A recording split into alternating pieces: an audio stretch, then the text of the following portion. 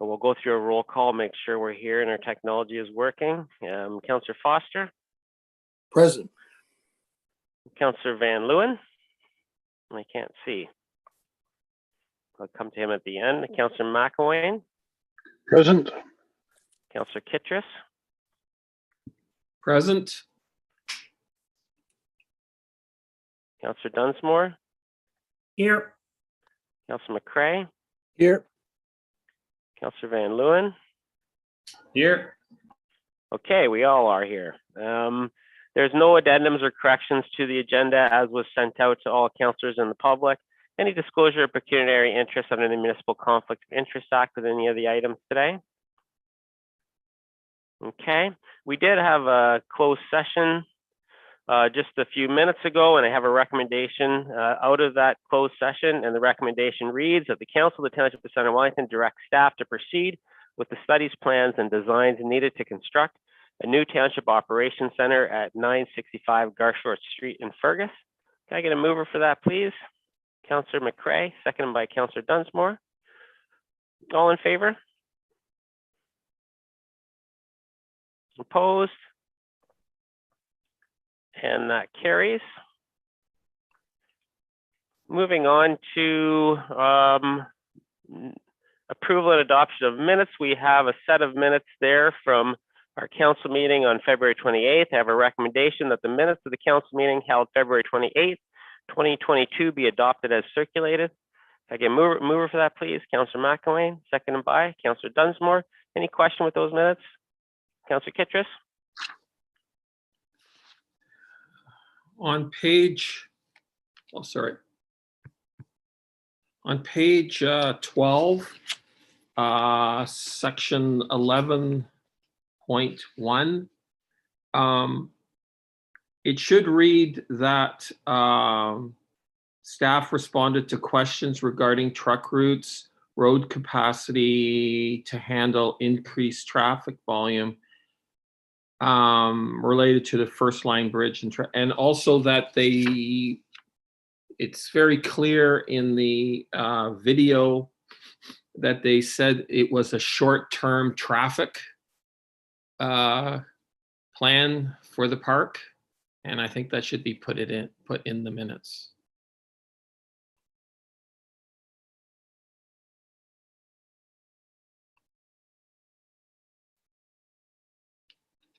So specifically what you want put in the minutes, can you just slow down a bit, Councillor Kittredge, and tell us what you want added to those minutes? It's just right after the the little paragraph there where staff responded to questions. It should read that staff indicated this was a short-term traffic study. I mean, that's what they say in the video. Okay. You suggest changing that to those words. Can I get a seconder to make those changes to the minutes? Councillor Foster. All in favor of changing the minutes to what Councillor Kittredge suggested? Opposed? And those changes will be made for the next time. And so I will I read the recommendation as amended, right? As okay. Okay, so I'll read that. I'll read the new recommendation of the minute that the revised minutes of the council meeting held February 28th, 2022 be adopted as circulated. Can the mover and second, will the mover and seconder still move and second that? Yes. Okay, Councillor Dunsmore, seconded by Councillor McCrae. All in favor of the revised minutes? And that's carried.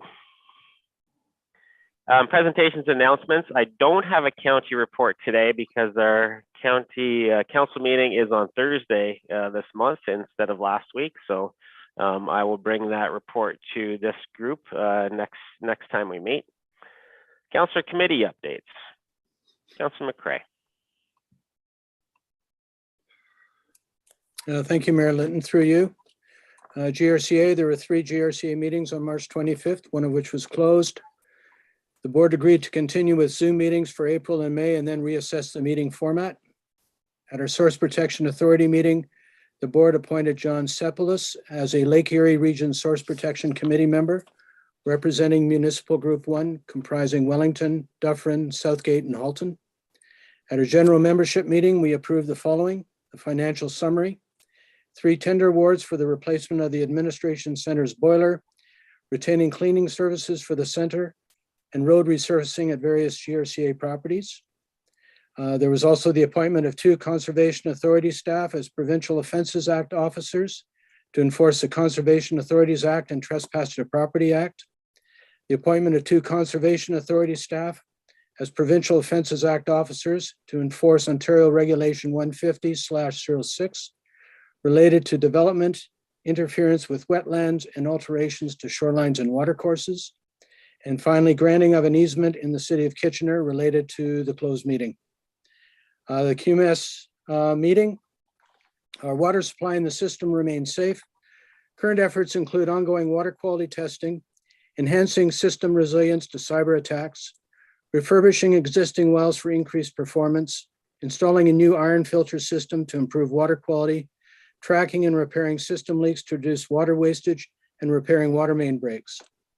Our wastewater system continues to operate well despite challenges with residents ignoring requests to stop flushing rags, gloves, fats, oils, and grease down the drain. This activity is requiring more frequent cleaning of clogged equipment. End-of-life repairs continue for several pieces of equipment, including pumps, filters, a treatment tank chain and flight system, SCADA controls, as well as the replacement of a digester roof scheduled for completion in 2022. Healthy Growth, the monthly meeting was canceled for March. Thanks, Councillor McCray. Councillor Dunsmore? Thank you. Through you, Mayor. The hospital board actually meets tomorrow night, so I've got nothing to report on that. The BIA has a busy schedule. They've got a lot of events planned this year, and I think the one they'd like me to highlight is April's Easter egg hunt. The golden Easter eggs are downtown, and there's a program going on there. You talk with your local shop owners, and they'll get you tickets. Economic development, the agricultural zoning bylaw committee met this morning, and we're working through that still. The remainder of the economic development discussion will be on the council agenda today, so I'll leave that for them. As well as CSAC, we had a great discussion around the issue that's coming before council today, so I'll leave both of those for council to deal with in a few minutes. Thanks, Councillor Dunsmore. Councillor Kittredge? Thank you, Mayor. There's nothing to report. Councillor McElwain? Thank you. Heritage Committee was canceled this month from the BIA. There was another presentation on work to be done on East Mill Street. And this month, the report was from Adam and Stephanie again, but also included Triton Engineering as well as IVI Group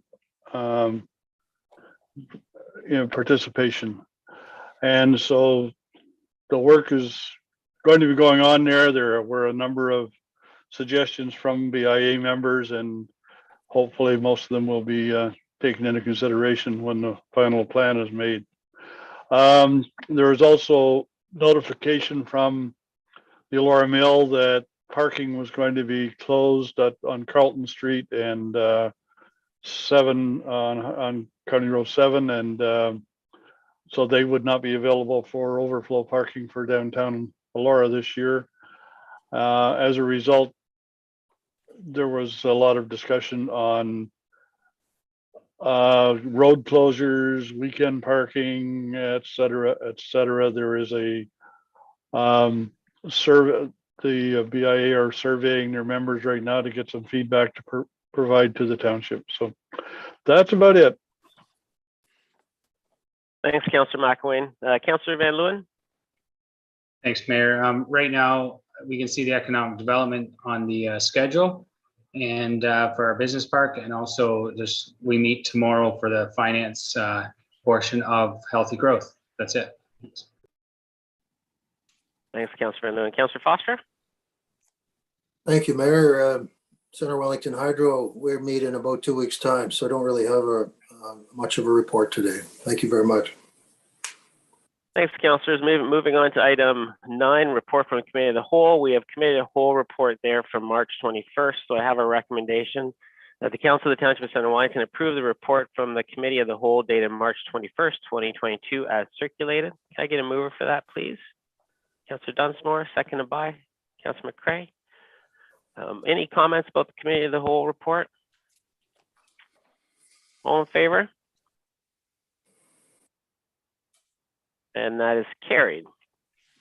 Moving on to item 10, delegations. We have 2 delegations today. We have Denise L. Francis, President and Treasurer of the Guelph Black Heritage Society, and we have Melanie Lange from the Pierpoint Neighbourhood Group, and I think both are going to speak about Pierpoint Park. And at first, I will turn things over to Denise.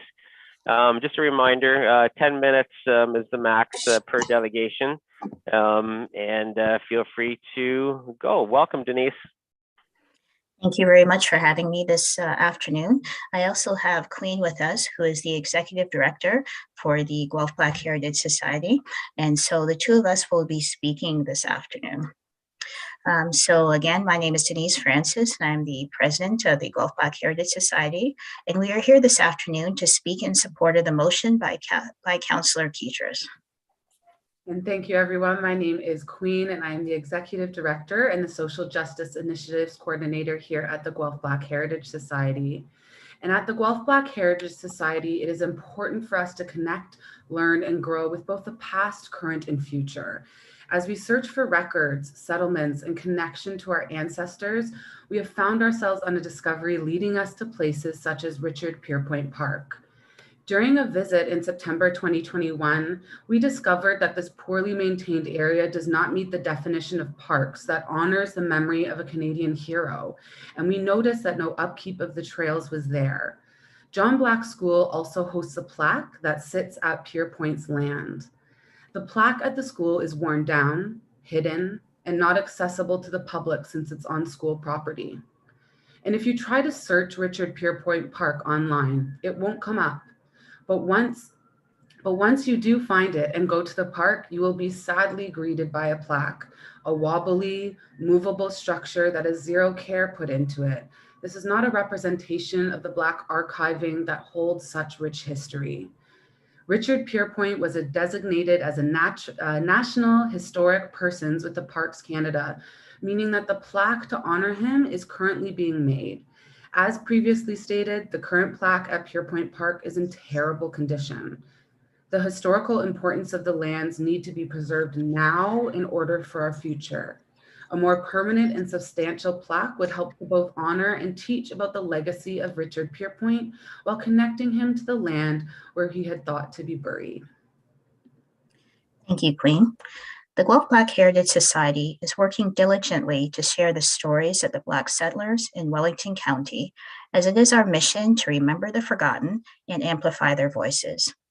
The erasure of Black history in Wellington County is truly sad and distressing. The settlements, churches, and homesteads no longer exist. All we see are fields of corn.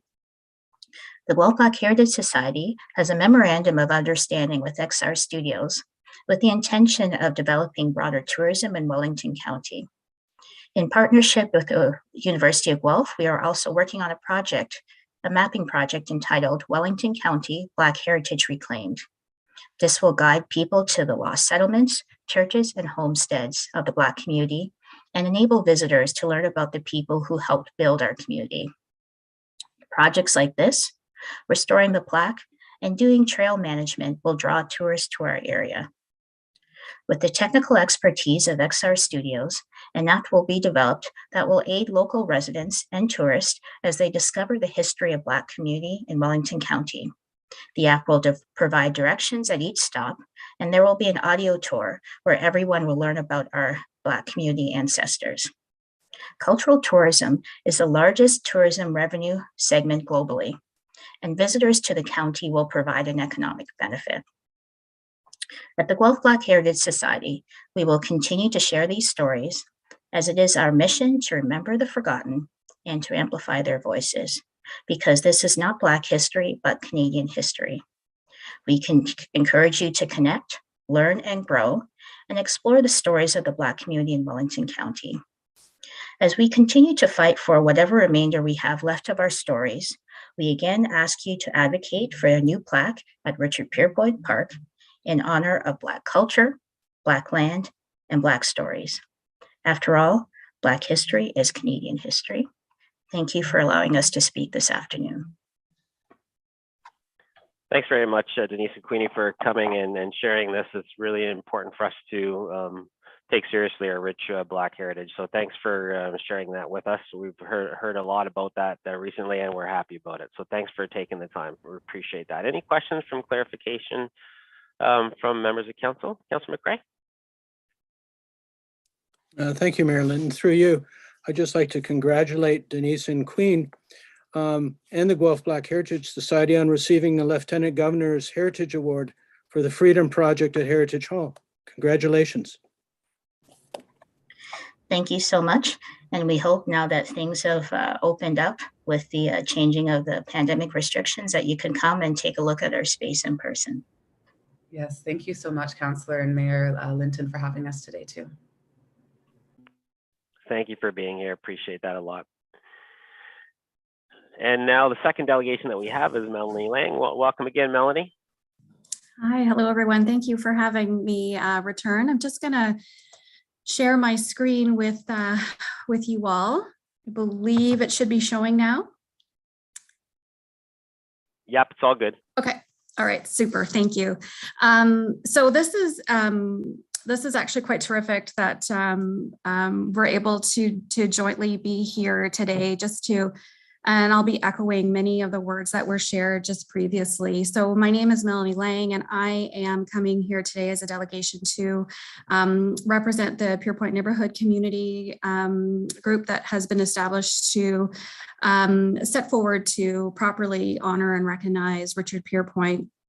And so what I thought I would do today, so we are here actually speaking on behalf of a motion that was put forth by Councillor Kittredge on February 28th.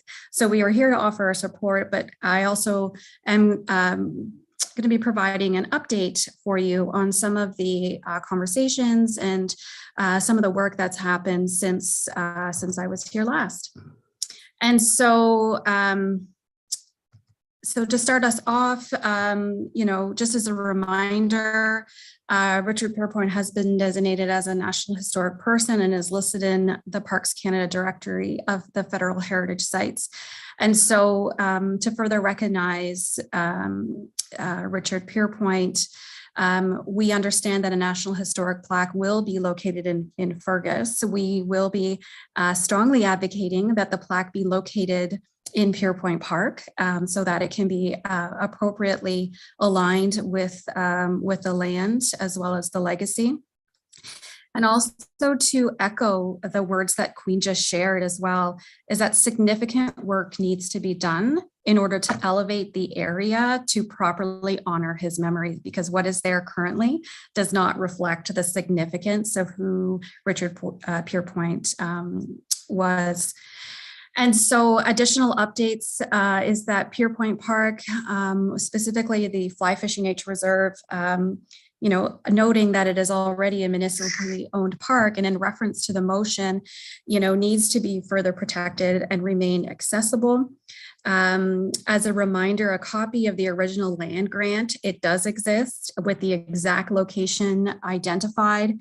It is available for reference, and a copy of this document was forwarded to the Centre Wellington Heritage Planner in the fall of 2021. So I know in previous conversations, there was a question about the availability of this particular grant, this land grant. And so the document is available and has been put forward. So just to reiterate some of the community connections that have been made, of course, we are all well aware of the significant, the rich ecosystem that exists, which lends itself to the rich of abundance of area with respect to the fly fishing, and it does contribute over $1 million annually to our local economy. And so the ecosystem that exists within that area needs to be protected further. And there are University of Guelph researchers that are participating with Friends of the Grand that are looking at the environmental impact along that stretch. And so not just at the location where Pierpoint Park extends down to the water, but certainly broader than that. So echoing some of the great work that's happening out of the University of Guelph, working both in tandem alongside the Black Heritage Society as well as with the neighborhood group to bolster and leverage the knowledge that is going to come out of this work, the information to help support future decision making, council's future decision making. And then also in addition to the number of individuals who have written to council and expressed their concern over the park perhaps not being as appropriately recognized and protected. In addition to that, I thought it would be helpful to also remind council the individuals here who have reached out in writing to share their concern and to offer their support in ensuring that Richard Pierpoint's memory and his legacy is upheld and is properly memorialized in our town.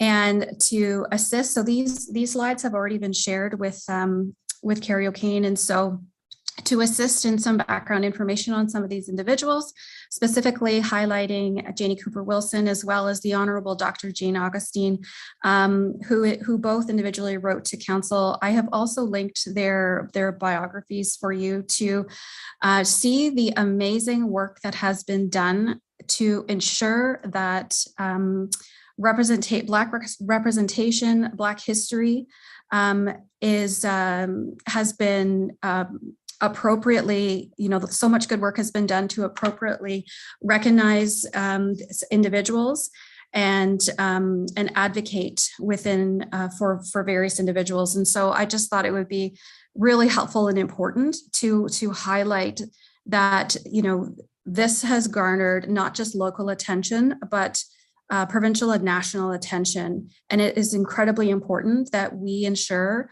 we have a responsibility as a community to uphold Richard Pierpoint's memory. And it is my hope that we do right by him. And then lastly, just to echo in support of the motion that was brought forward, there is widespread community support that has been offered and that we see is very needed to protect this area for the benefit of our current and future generations. I think the motion that's been put forward to extend these lands is not just visionary, but it is good planning. There is heritage, nature, open space, and parks, which are significant assets to community. And it is part of our character, and we need to be looking for ways in which that we can elevate, leverage, and protect that. So just wanted to bring forward these items and to take any questions that may have come from this. Thank you for your time. Thanks very much, Melanie, for coming in and speaking with us today. Any questions from council? Okay, thank you very much. And we will be discussing this matter in two other areas of our agenda today. So I think that's good. And we appreciate you coming to council and speaking as a delegation. Moving on to consideration of reports. The first report that we have to discuss today is the standard form of purchase and sale agreement for the Centre Wellington Business Park. This is something that the council wanted staff to go away and work on. And so at this point, I also want to, before we get into the recommendation and the report, we have Dawn Valerie, who's the chair of the Economic Development Task Force, and we have Bob Cameron, who's a member of the Economic Development Task Force here to as delegations to speak in support of this item on the agenda. I just want to thank both Don and Bob for coming and for your years of volunteer service on the Economic Development Task Force. I think both of these members started in 2015, and a lot of hours of volunteer time. So we really appreciate all our volunteers and all of our advisory committees, but Don and Bob have been very active on this file. We also have several members of the Economic Development Task Force here. So on behalf of council and the community, thanks to each one of you for the time that you dedicate to a very, very busy task force. We really appreciate your areas of expertise and your skill set, and thanks for being with us today. So I'll turn things over, any comments that Don has to make, and then I'll let Bob speak. Don?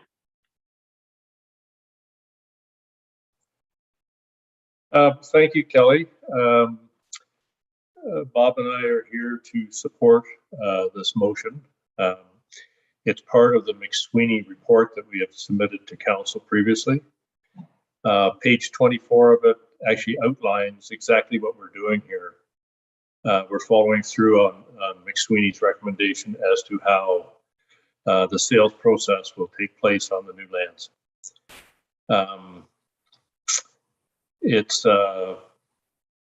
Anyhow, I think the McSweeney document and us following it up as we were guided to do so, that's what we're here for today. Maybe Bob would like to say a little more.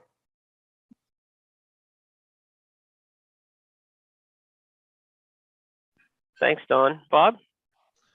Yeah, thank you, Mayor Linton. Thanks, Don. I'm just excited that council has brought this as far as they have. I mean, I think it's been great vision on the council. It's been exciting to work on this project. And this Economic Development Committee and the township staff have worked extensively on this topic and these specific recommendations. Most of them have been all approved so far by council.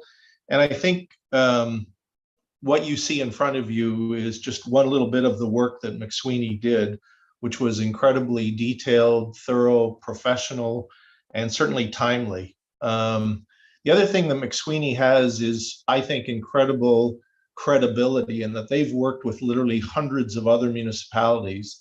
And the recommendations that they've given us and that we're passing through to council come from a lot of the best practices that they've used and experiences they've found with other municipalities. So the only other thing I'd like to add is when you're thinking about this purchase and sale agreement, the one thing that we haven't really talked about and isn't in the McSweeney report that I'd ask you to consider is put yourself in the shoes or the point of view of the purchaser. These are business people that are potentially coming to Centre Wellington. They're going to buy land from us. They're going to create a business or expand their business and create jobs. But we're probably not the only municipality that they're looking at. Most of these businesses have a second or a third option to be able to locate their business. And I'd like to think with this council and this vision of making us more open and open for business, that we would welcome them.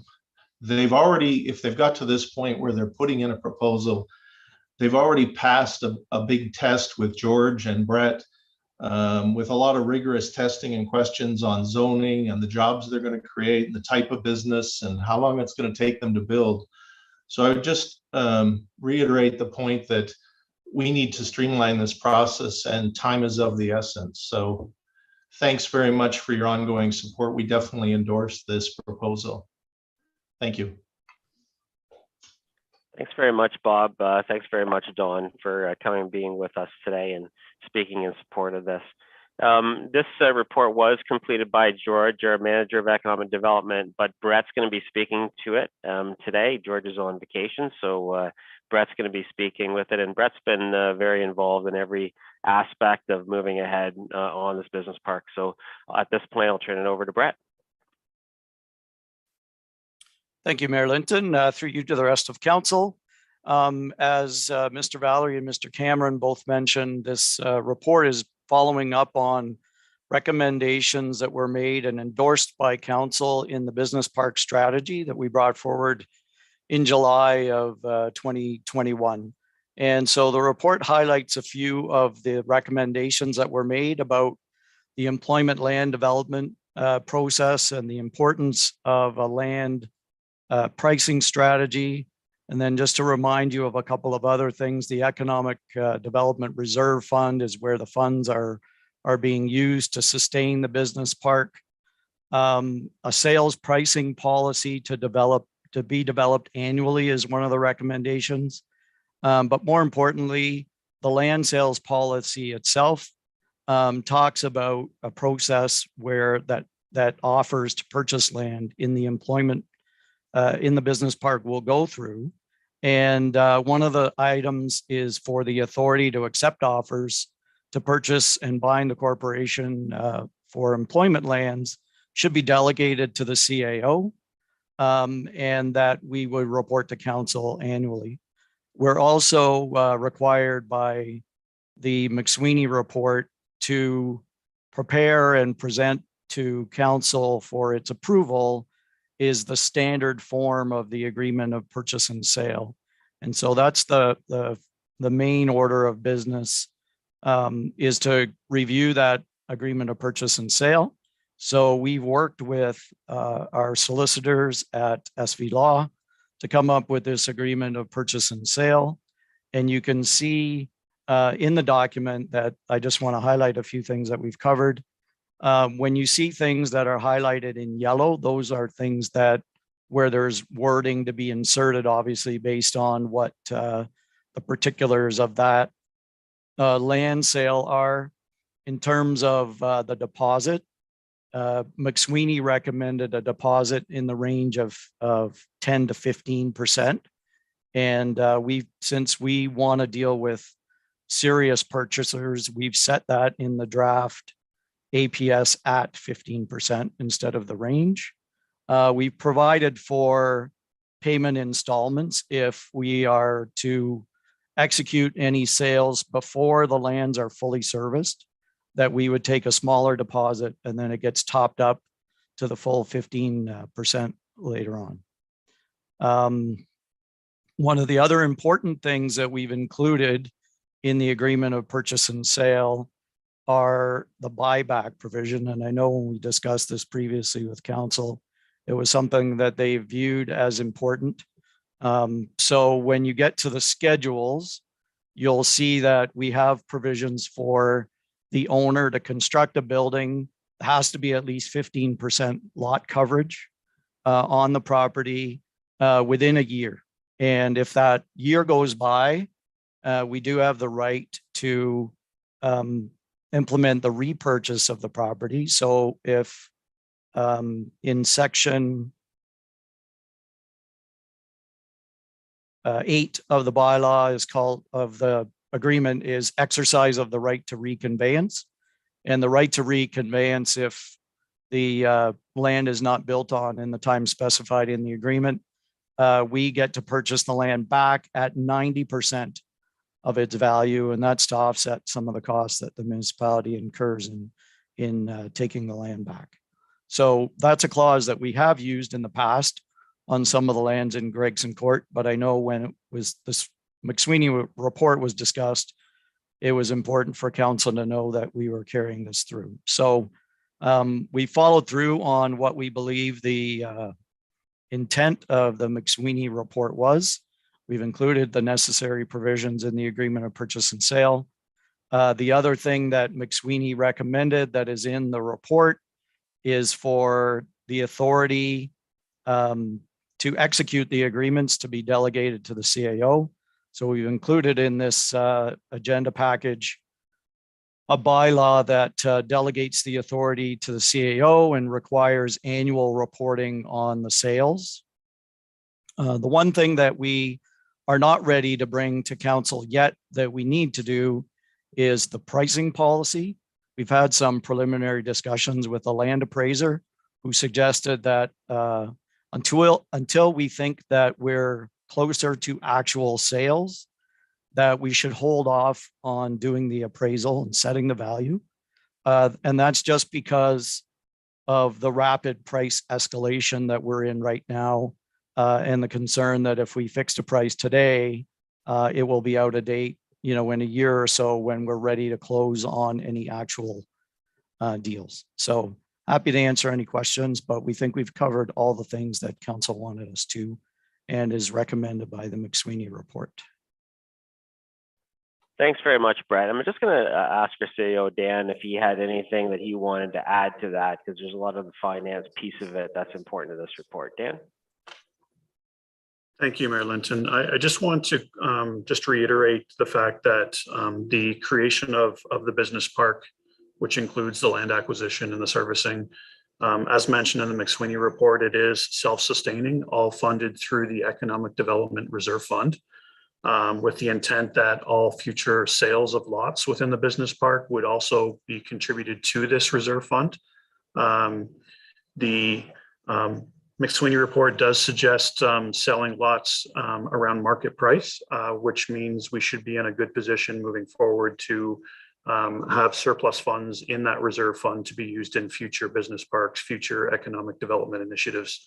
So that's important to point out. Also, in previous budgets in 2021, when we had initially budgeted for some of the servicing in the business park, we had suggested at that point that some external debt would have been required to move forward with the servicing. I outlined this slightly in assistance with Brett in the financing strategy of this report, and we'll allude to it further when we get to awarding tenders. But what we're going to suggest moving forward is that external debt is not required, that we will use the Economic Development Reserve Fund exclusively to service the land. And if that means we run into a negative balance in the short term, that can be internally funded by the township so that this project does not impact the township's debt capacity. Thank you. Thanks for that additional information, Dan. We'll turn it over to questions, comments from council. Councillor Foster. Thank you, Mayor. My question would be for Dan and perhaps Bob or Don. This is a very important business park, and public dollars are obviously involved. So I guess I keep wondering, when we're looking at potential sales, Dan, how will you evaluate the potential purchaser in terms of the benefit to the community? And presumably the best measure of that would be the net number of jobs created. Can you talk me through, Dan, if you receive this authority, how would you do that when you're looking at offers, the community benefit? Yeah, I think that question is better answered by Brett. Thank you, Mayor Linton. We've developed a matrix. George is looking at the recommendations that are in the McSweeney report. And so in consultation with the Business Park Subcommittee, we're developing a scoring system that looks at the number of jobs, the quality, looks at our guidance. We have uses that are being recommended through the McSweeney report that we would not allow. So we're looking at things like that, and those are going to be used to evaluate. You can see in the agreement of purchase and sale that we're asking several questions of the owner about their business as part of that offer process. They'll have to state their intent. And again, we've developed a matrix. We'll bring those forward and finalize those, but the Business Park Subcommittee is assisting George in developing that matrix on evaluating competing offers. We do expect, we're going to be in the position where we've already, I think George is up to 29 or almost 30 sort of what we think are serious inquiries for land in the park. So we do understand that there's going to have to be a process of kind of weeding out things that we don't think meet our criteria. And the main thing is trying to emphasize, the high quality nature of the business park that we're trying to achieve. We're using a higher servicing standard. We're including development standards in the agreement of purchase and sale. So seriousness about the number of jobs, about building and meeting our development requirements are important things that we will use to go forward. Councillor Van Leeuwen? Thanks, Mayor. Yeah, I think this is well needed. I'm excited that it's actually all set out in stone. So we're not trying to do this after the fact when we're ready to sell the property. I'm also very appreciative of the committee's work that's been working away at this in the background, trying to ensure that we get this together. We have had, actually, for myself personally, so many people have reached out to me saying, how do I get a hold of the committee or the members who are going to be selling this land and get our name on the list? So I'm very, very thankful to see, I've just been pushing them forward and saying, this is how you contact. But I'm very excited. I think that this land will go quite quickly. So thanks for getting this done. Thanks, Councillor Van Leeuwen. Councillor McElwain? Thanks, Mayor. Yeah, this is a great report, and I'm glad to see things moving forward as they are. I only have one question or suggestion, and that is, we're suggesting an annual report back to council and making it an annual cost determined at the beginning of the year. And I'm wondering if annual is quickly enough, particularly as we're seeing now, that right now with the property values going up, should we be reviewing that more soon or sooner than annually? And number two is, I, as a councillor, I would love to hear on our successes sooner than an annual report.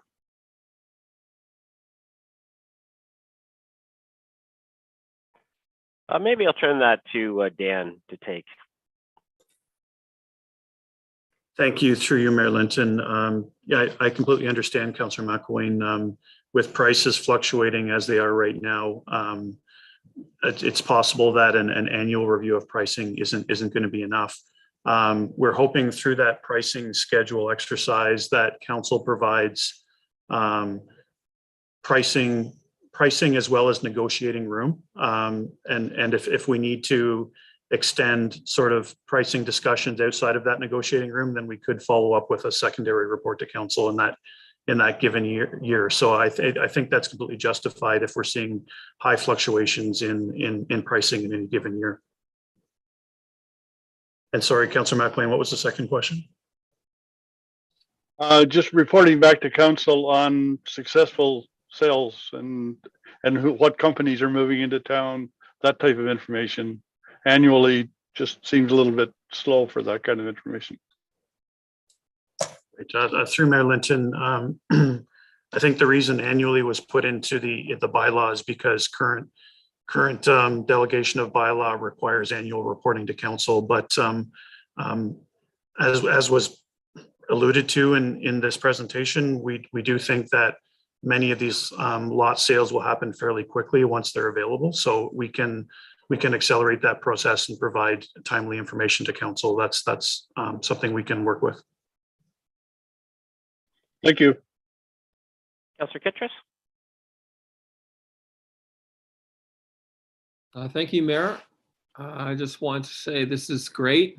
It's great news. Thanks, Bob. Thanks, Don, for all the work you've done for years. I was on the committee with you, and I know that you've been steadfast and determined to bring this forward with staff. And I'm very pleased. I've wanted this for a long time. I think I came into council to do this kind of work, to move forward with this business park and achieve this. And I think that we're extremely close to that. I'm pleased with the way the financing is going, and I feel very reassured that we'll have a business park fund continuously in the future, which is what I worked for. And with the OLG funding, I think this will be a great economic driver once we get this cash.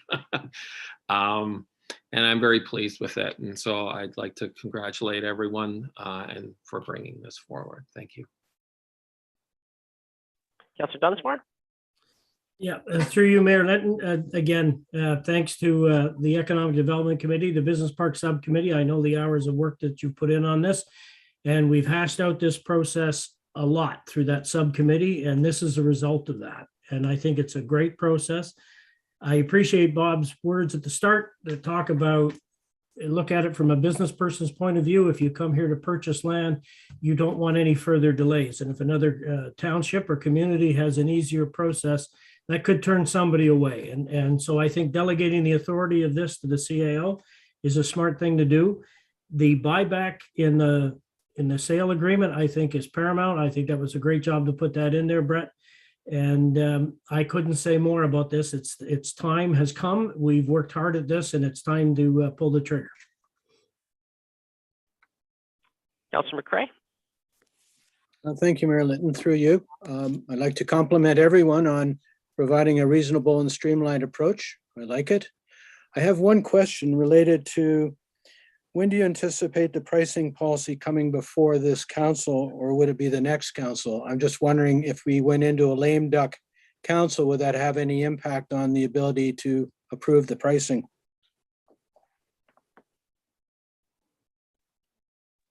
Yeah, it's a good question, Councillor McCray. I'll turn it over to Dan. Thank you, Mayor Linton. Yes, a lame duck situation would definitely put us in that situation where pricing could not be set. So either through delegation of authority or with the new council, we would have to set the pricing schedule.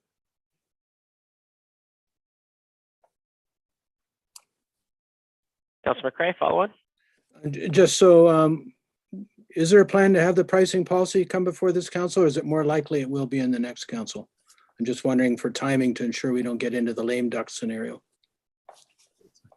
Brett, as far as the timing that we're looking at, what's your thinking right now? I think a lot of that will depend on the tender results and the construction timing schedule. We certainly don't anticipate that lots will be ready to be built on and close until 2023. So in which case that would be sort of the closing costs would be the next council for sure, I think. But what we may, we are investigating the prospect of interim sales or reservations. And we may be in a position where we bring forward a kind of an interim pricing policy to council while we still can. In the event that we take reservations early, and the agreement of purchase and sale makes provision for that sort of 5% deposit. So we could do that. Yeah, that's good information. Thanks, Brett. I'm going to read the recommendation here that the Council of the Township of Centre Wellington approve the standard form of agreement of purchase and sale as attached in report number PLN 2022-16, and that Council of the Township of Centre Wellington authorize the mayor and clerk to sign a bylaw amendment to delegate authority to the chief administrative officer to sign agreements of purchase and sale with respect to the township business employment land in the new Centre Wellington Business Park, North Fergus, and the existing Northeast Fergus Industrial Park using the standard form of agreement of purchase and sale, and that a pricing schedule is required to be approved by council annually, outlining the minimum sale price per acre before the chief administrative officer signs agreements of purchase and sale in any given year. Can I get a mover for that, please? Councillor Dunsmore, second by Councillor Van Leeuwen. Any final comments? All in favor? And that is carried unanimously. Thanks very much, Council. I wanted to thank again Bob and Dawn for being with us today. We also have Colin Harding, a longstanding member of the Economic Development Task Force. Thanks for being here, Colin, and the rest of the Economic Development Task Force for your hours here. It is a lot of hard slogging and a lot of good discussions that we've had to get to this point. We had an excellent consultant in McSweeney and Associates who really helped us out. And I know that Bob spoke about their expertise in economic development across Canada. And that really came out. We had a great consultant, and our staff, Brett and George, have done great work here. A lot of extra time, a lot of meetings, a lot of committees, a lot of subcommittees, And it's not easy. And so I appreciate all the work, Brett, that you and your team have done. Please extend our thanks to George as well. This was a long time coming. And I also just wanted to thank Council for your support of bringing more jobs to Centre Wellington. This is a good news story. These things just don't happen overnight, and this one definitely didn't. But we really appreciate that Centre Wellington needs to be a great place to work as well as a great place to live, and this is the way that we do that. So thanks very much, Council, for your support.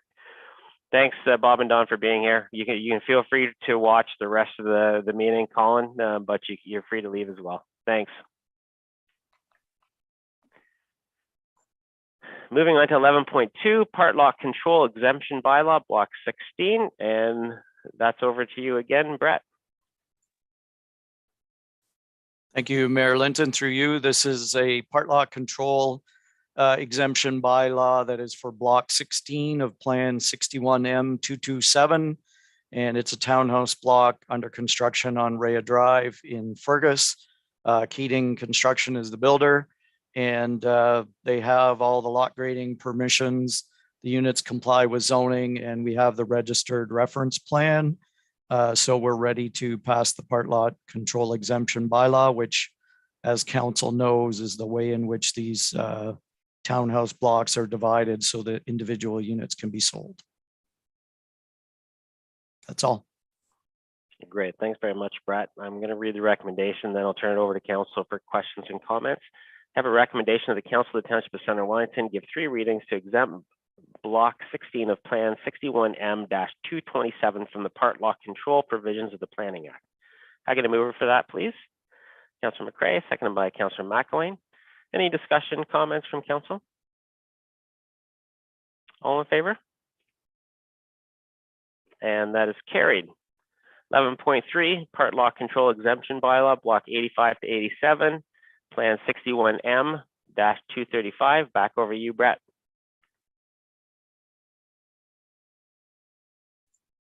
Thank you, Mayor Linton. Through you, this is another part lot control exemption bylaw for a block of townhouses that's in Laura in the Grandwood Gate subdivision. So we're exempting several blocks, 85, 86, and 87. They're all townhouse blocks. Again, the builder surveyor has applied for part lot control, so the units can be conveyed. I think they have closings coming fairly soon. They're all zoned appropriately. The division complies with the zoning, and grading plans are approved on each of those. That's all. Thanks, Brett. I will read the recommendation.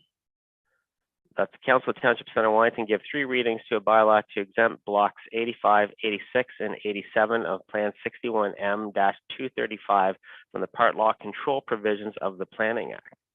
Mover for that, please. Councillor McElwain, seconded by Councillor Foster. Any questions, comments from council on this one? All in favor? And that is carried. 11.4, part lot control exemption bylaw. I've heard of something like this before. Back over to you, Brett. Thank you, Mayor Linton. Through you, this is a bylaw to replace a part lot control exemption bylaw that we actually passed last November. It's intended to apply to blocks 21 and 22 in Plan 61M-227, which again, so it's part of Keating development. And in drafting that bylaw, we also applied the bylaw to blocks 15 and 16. So after the bylaw was passed by council, it goes to the County of Wellington for approval. They approved it, and then it gets registered on title. And in this case, Smithville Ariat, who we used to register the bylaws, consulted with the land registrar and came back and said that the land registrar wouldn't be in favor of registering this bylaw on title if it applied to blocks 15 and 16, because the reference plan that's referenced in the bylaw only applies to blocks 21 and 22. So this is a bylaw to repeal the bylaw that we passed in November and to change it so that it only applies to the the appropriate blocks.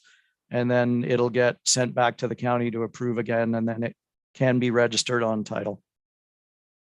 Thank you. Thanks, Brett. I have a recommendation of the Council of the Township of Centre Wellington give 3 readings to a bylaw to exempt blocks 21 and 22 from the part law control provisions of the Planning Act. Mover for that, please. Councillor Dunsmore, seconded by Councillor McCray. Any questions, comments on this one? Councillor McCray? Thank you, Mayor Linton, through you. I just want to comment that I appreciate the efforts of our local developers to address our attainable housing needs by offering a broader range of affordable housing other than single detached dwellings. We need to address the housing needs of all residents who want to live and work here, but are shut out by the high prices associated with their single detached dwellings. So I really appreciate the efforts of our local developers. Thank you. All in favor? And that is carried. Moving from our part law control exemption bylaw section of the meeting to our termite section of the meeting. And I'll turn it back over to Brett. You have a wide variety of different reports this week, Brett. Quite the menu.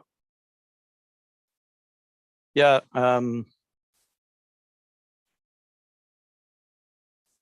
Oops. Sorry, I've just shrunk my window here and I'm trying to get it back up on the fly. Yeah, never boring in planning and development.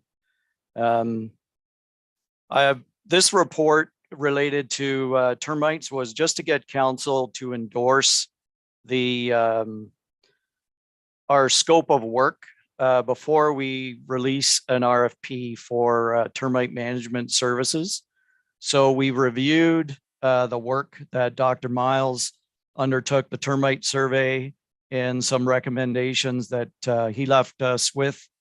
We've consulted with some other people in the termite business, and we've also consulted with some other surrounding municipalities about their termite experience.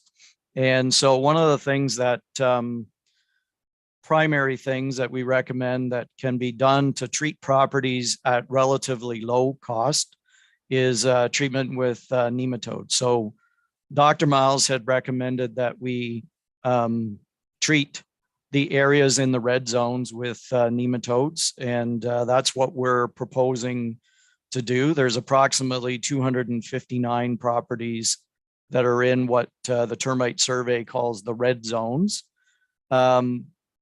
We estimate that cost can be done twice a year at relatively modest cost. So if we focus on those areas over a period of time, the city of Kitchener related to us that their experience with that is good because it's not intrusive and it does have success over a period of time.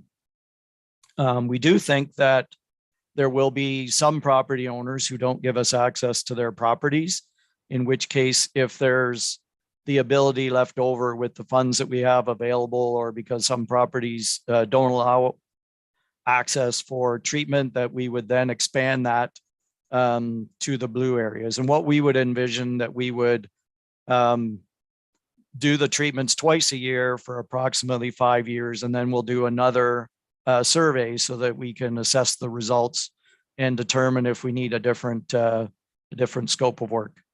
And then in addition to that, we would ask that the vendor provide sort of complete termite information and education services for township residents.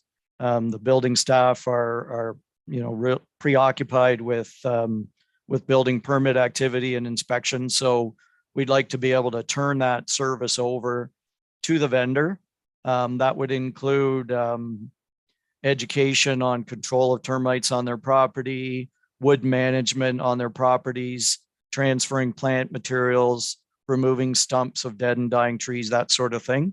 The people would be able to get the advice directly from our vendor. And then the vendor would also arrange spring and fall yardwood waste cleanup bins in those termite zones to assist residents, and then arrange for those bins to be disposed at a proper facility. And we've worked with the county to know that the county waste transfer stations can accept that kind of waste.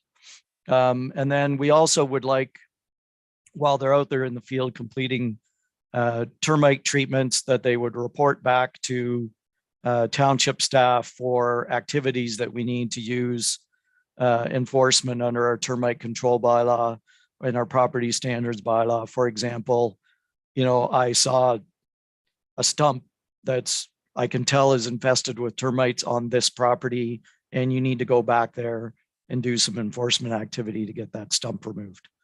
We're also going to be asking the vendor to provide us with termite or with preferred pricing for other services that would be funded by the homeowner individually, hopefully at a preferred rate or lower cost than what they may be able to get in the open market. And that then we would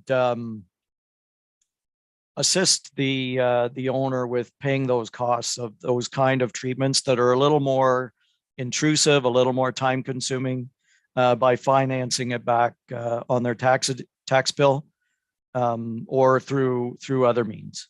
So we're also as well going to be reviewing our termite bylaw on our own outside of the contracted services as well. So before we proceed with the RFP, we just wanted to report to council to make sure that you endorse what we're doing and see that we're on the right track. But we think that this will provide valuable service to the community, have some impact on the volume of termites, and that we can review after 5 years and then look at our success in areas where we can expand the termite or move to different areas, or if there are other areas that Dr. Miles missed in the survey that can be picked up.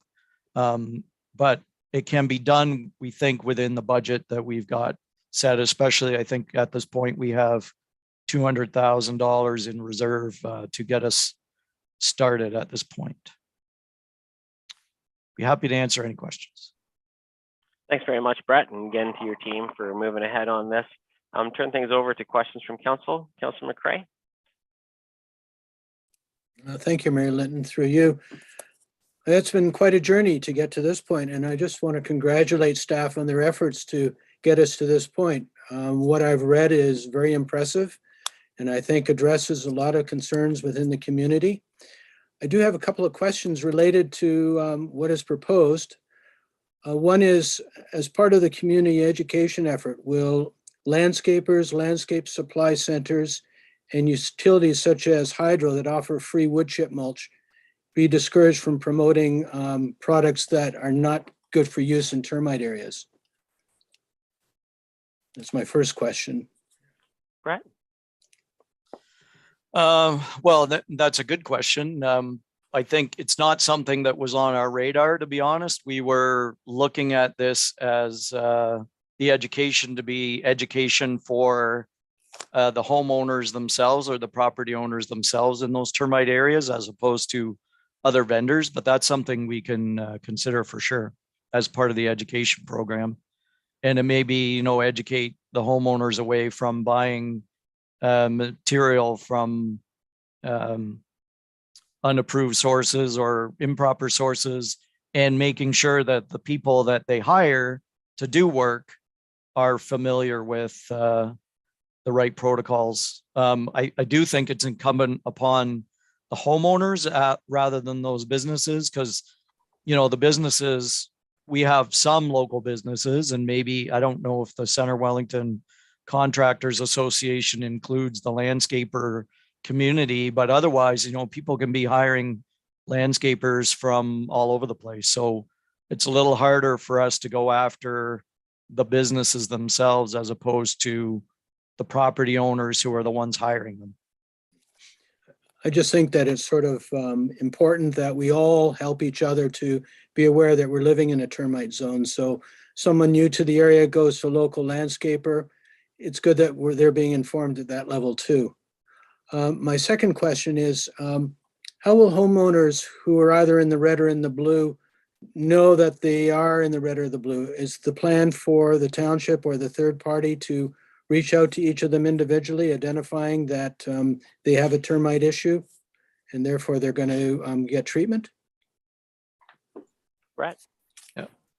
Thank you, Mayor Linton. Through you, in the course of doing the termite survey, when Dr. Miles was visiting properties, everybody got, a letter ahead of time saying that this activity was happening, and we did get a few refusals. So I would expect, as part of this program, we'll expect the vendor to do the mail out, but obviously in terms of getting the addresses, they'll have to come to us, but there would be a similar correspondence going out to the homeowners to tell them that, township has retained X services and they're going to be visiting properties to do nematode treatments. And people will have the right to refuse access to property, of course, so. And then one final question, will there also be the opportunity of homeowners who think they may have termites to contact staff to be asked to be included in the nematode treatments? Yeah, we'll have to monitor the budget, of course, based on the sort of price per treatment that we get back from the vendor. But again, we do expect that there will be some people that refuse access to property to carry out the treatments. There were people that refused to allow Dr. Miles to do his survey. So we suspect there'll be people who refuse access to the property, and then we'll look at, the 259 properties and see if we have room to add other properties to be looked at as well. But again, we'll have to keep track of the budget limitation. Thank you. Councillor Dunsmore? Yeah, I want to thank staff. It's been a long road to get here, and I know there's a lot of people in the termite area who've read the report are relieved that we're doing something and that we're taking care of the nematodes in the outside and encouraging the homeowners to take care of the termites in their home. I was pleased to see that we're going to use our purchasing power to try and get them a reduced rate so that you get one supplier to help everybody, which would lower everybody's costs. And the lower the cost, the more likelihood you get of compliance and people trying to treat their homes. Because the one thing about termites is if we don't get a grip on them, they're going to get a grip on us, and that blue zone is going to turn red fairly quickly, and this is going to spread. So I'm glad we're finally taking action on it, and I appreciate the work that staff's put into it. Councillor Kittredge? Thank you, Mayor. I just want to say that this is a really great report, and that we really need to move forward on this. It's will be greatly appreciated throughout the community, even for people that don't have termites, just to know that we're, as a group, taking action as a community and as a municipality to address this problem. I really strongly suggest that we do contact. This is a public relations coup. It's a great event for our community, and to reach out to those people with termites and neighboring to tell them that we are actively doing something and to address. And then people always ask me, what are they doing with my tax dollars? And this is what we're actually doing, something incredibly positive for homeowners in Centre Wellington. Thank you. Councillor McElwain? Thank you. Yes, I'm very happy to see this happening. It has taken quite a while. I just had one question, and that is having a 5-year nematode plan is a good one, but it is a long-term, slow result type of plan. If by any chance Centricom does finally get sold in Canada over the next year or so, I mean, they promised they were going to be here 2 years ago, so and the pandemic kind of held that up. If they start selling in Canada and we get some trained users or companies to use it,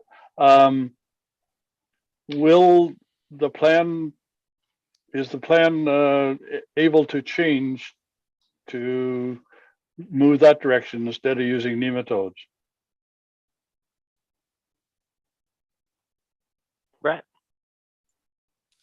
Thank you, Mayor Linton. Through you, yeah, we certainly expect that as technology changes there, and but something better comes along that the vendor recommends that we switch to, that we'll make provision to do that. Councillor Van Leeuwen? Thanks, Mayor. I don't think I can add anything more than the comments that have already been placed by the other councillors, so thanks. Councillor Foster? Thank you, Mayor. That goes double for me. However, Brett, I'm just wondering, I have many residents in Ward 3 who are smack dab in the middle of the termite zone. What can those residents do to, or what action might they take in the interim in order to get on the list and get in the queue for quick treatment? Do you have any advice for those residents, Brett? Right. The sooner the better. Yeah, well, I mean, I think we've got the survey results between Fergus and Elora. There's 259 properties. So obviously the vendor's going to have to approach the treatment in a methodical way and move from block to block. So that'll be part of, I guess, once the vendor's retained, working with us to look at the area. And we do have the mapping from Dr. Miles. The results of his survey do enable us to, zero in on kind of higher concentration areas, because there's when I say red, but there were some others that are colored in hatched or pink that are, overall part of that 259 properties in the red. So we can find a way to prioritize areas that have more sort of concentrated activity for sure. Right. Thanks, councillors. I'm going to read the recommendation that the Council of the Township of Centre Wellington endorse the proposed scope of work to be incorporated into the township request for proposals for termite management services. Moved by Councillor McCrae, seconded by Councillor McElwain. All in favor? And that is carried. Thanks very much, Brett, and thank your team for good work done on this file for sure. Let's take a 7-minute break, and we'll get back here at 2:50.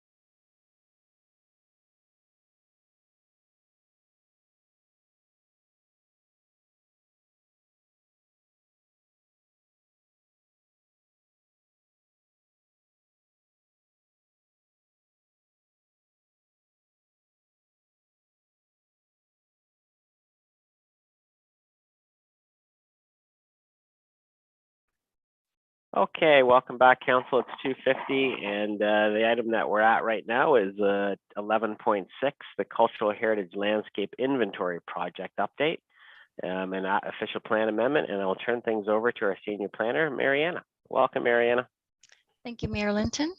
Through you to members of council.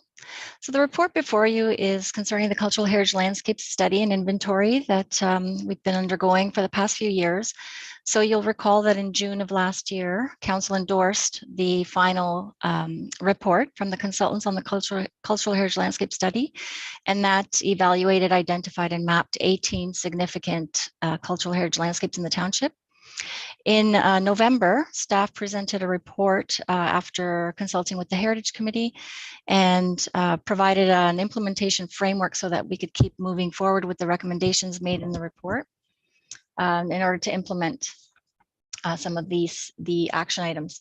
So those included the primary action items that came out of that were the official plan amendment, and that is what would officially recognize the 18 significant CHLs in mapping and in policy, and would provide policy language that would be updated in the OP that would include matters around where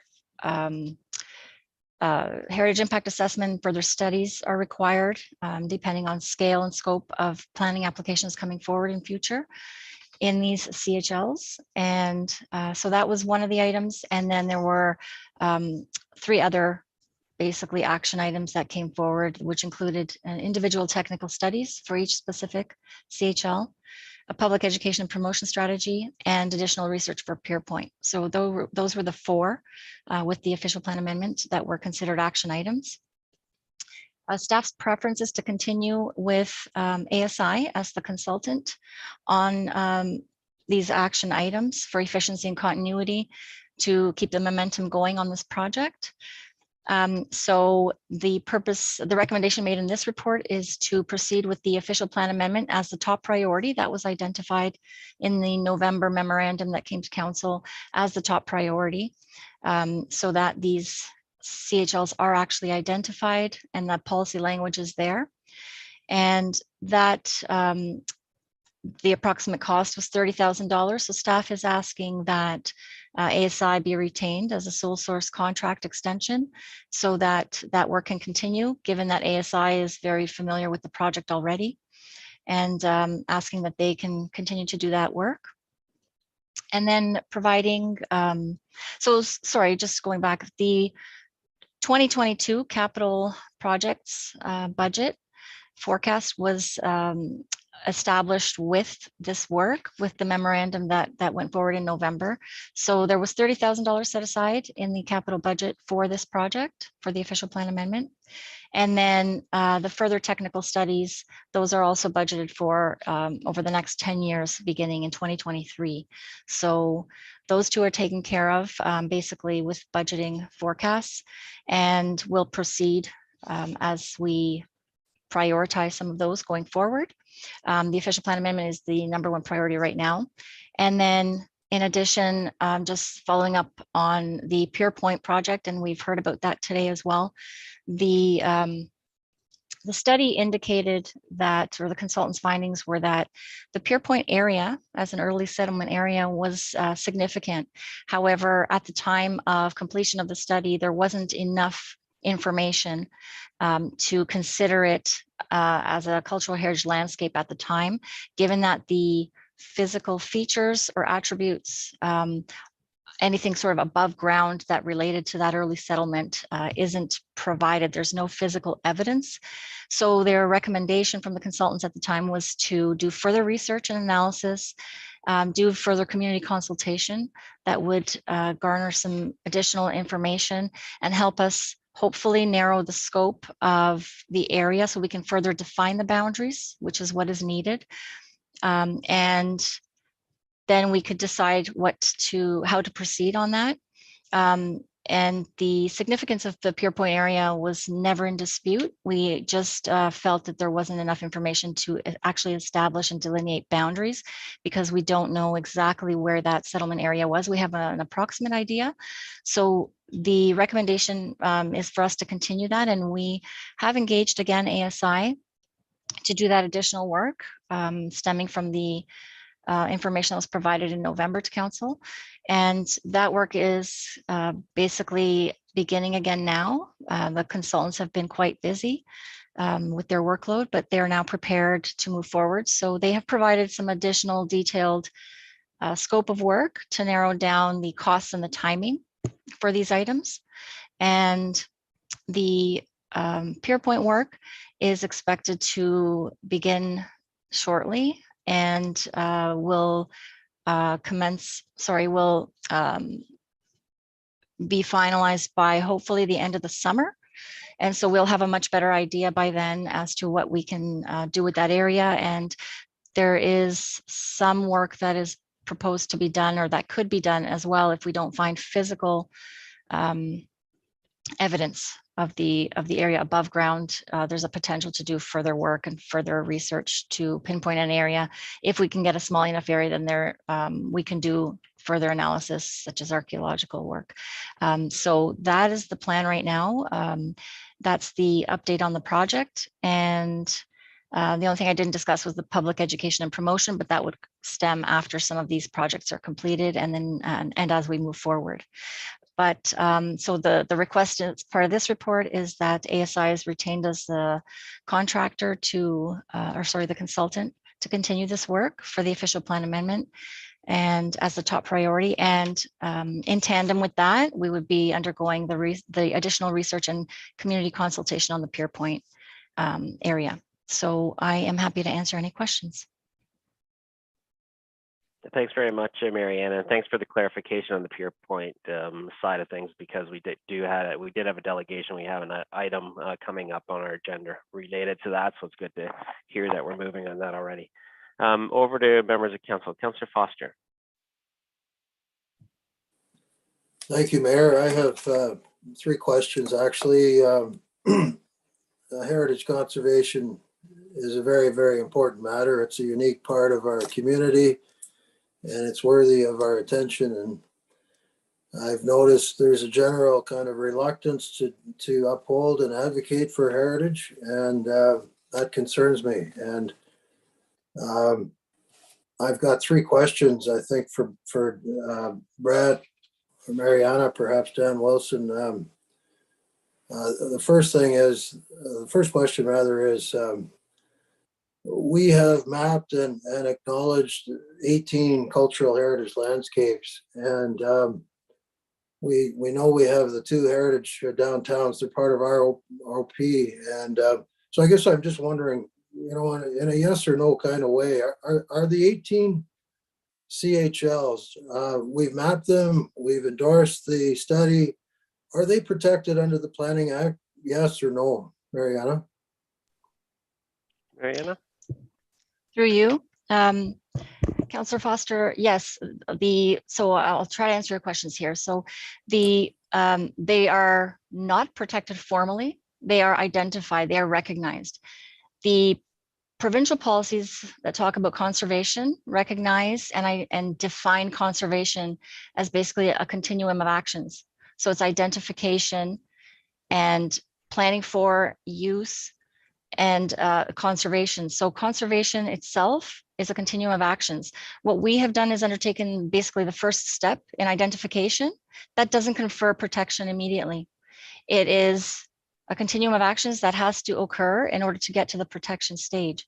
So protection, if you're asking about whether we can stop a development from happening in terms of that type of protection, that's not provided here yet.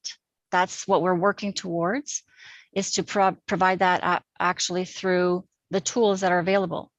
So it's not just policy language, it has to be done through tools such as the Ontario Heritage Act. That's the primary tool for protection. So you can't draw a line on a map and call an area a significant area and feel that, and then consider that as a protected area.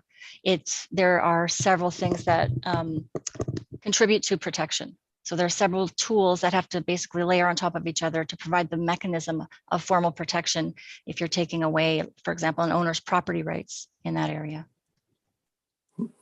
Thank you, Mariana. Thanks, Mariana, for that follow-on question. Councillor Foster. Yes, I have two follow-up questions. The first one then, Mariana, is can we ask the Wellington County to affirm and endorse our 18 cultural heritage landscapes that we've identified in our study? Can we ask them to include them in their county OPA 119 in order to get that extra layer of protection you just spoke about? Through you, Mayor Linton, the county has been involved in this project all along. So the county is aware of it. The county's policies state that we can identify cultural heritage landscapes in 3 ways. And one of them, the primary ones, being identification through an official plan amendment. So that is what we're proposing here. Whether the county would mirror that in their OP, perhaps Brett can speak to that. But they are fully involved in this study and aware of these. So I'm not sure if Brett, you want to respond on that, just add anything on that part about whether the county would include that in their OP. Brett? Yeah, I guess my first answer is that the heritage protection is predominantly a local matter. So it's for us to look after. The County of Wellington, they do have their OP. Their OP has deep policy detail. Theoretically, they could put their policies in the county OP. They don't have the ability to have a heritage committee. They don't have the ability at the county level to designate under the Heritage Act. Those are local matters. So heritage protection should come locally primarily. The challenge also with using the county MCR process is that it's very prescribed by the province as an upper tier responsibility to carry out certain things in a certain manner.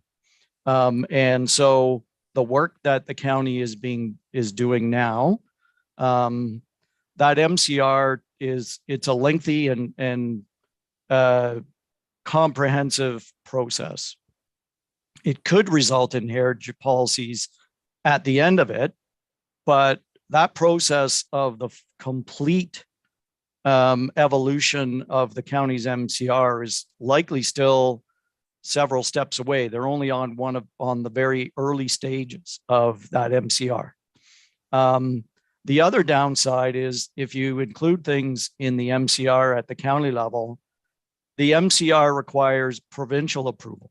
So if we were to rely on the county to use the MCR to do this heritage work, the ministry then is involved in the approval of that. And when a municipality does that OP review, the ministry review itself takes time.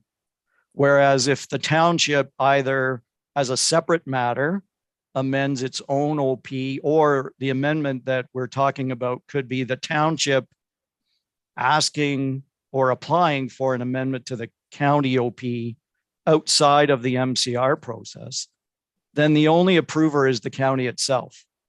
So us doing the OPA on our own, be it an amendment to our OP or the county's, separate from the MCR, is the fastest way to ensure that it is done and in effect in the most expedient manner.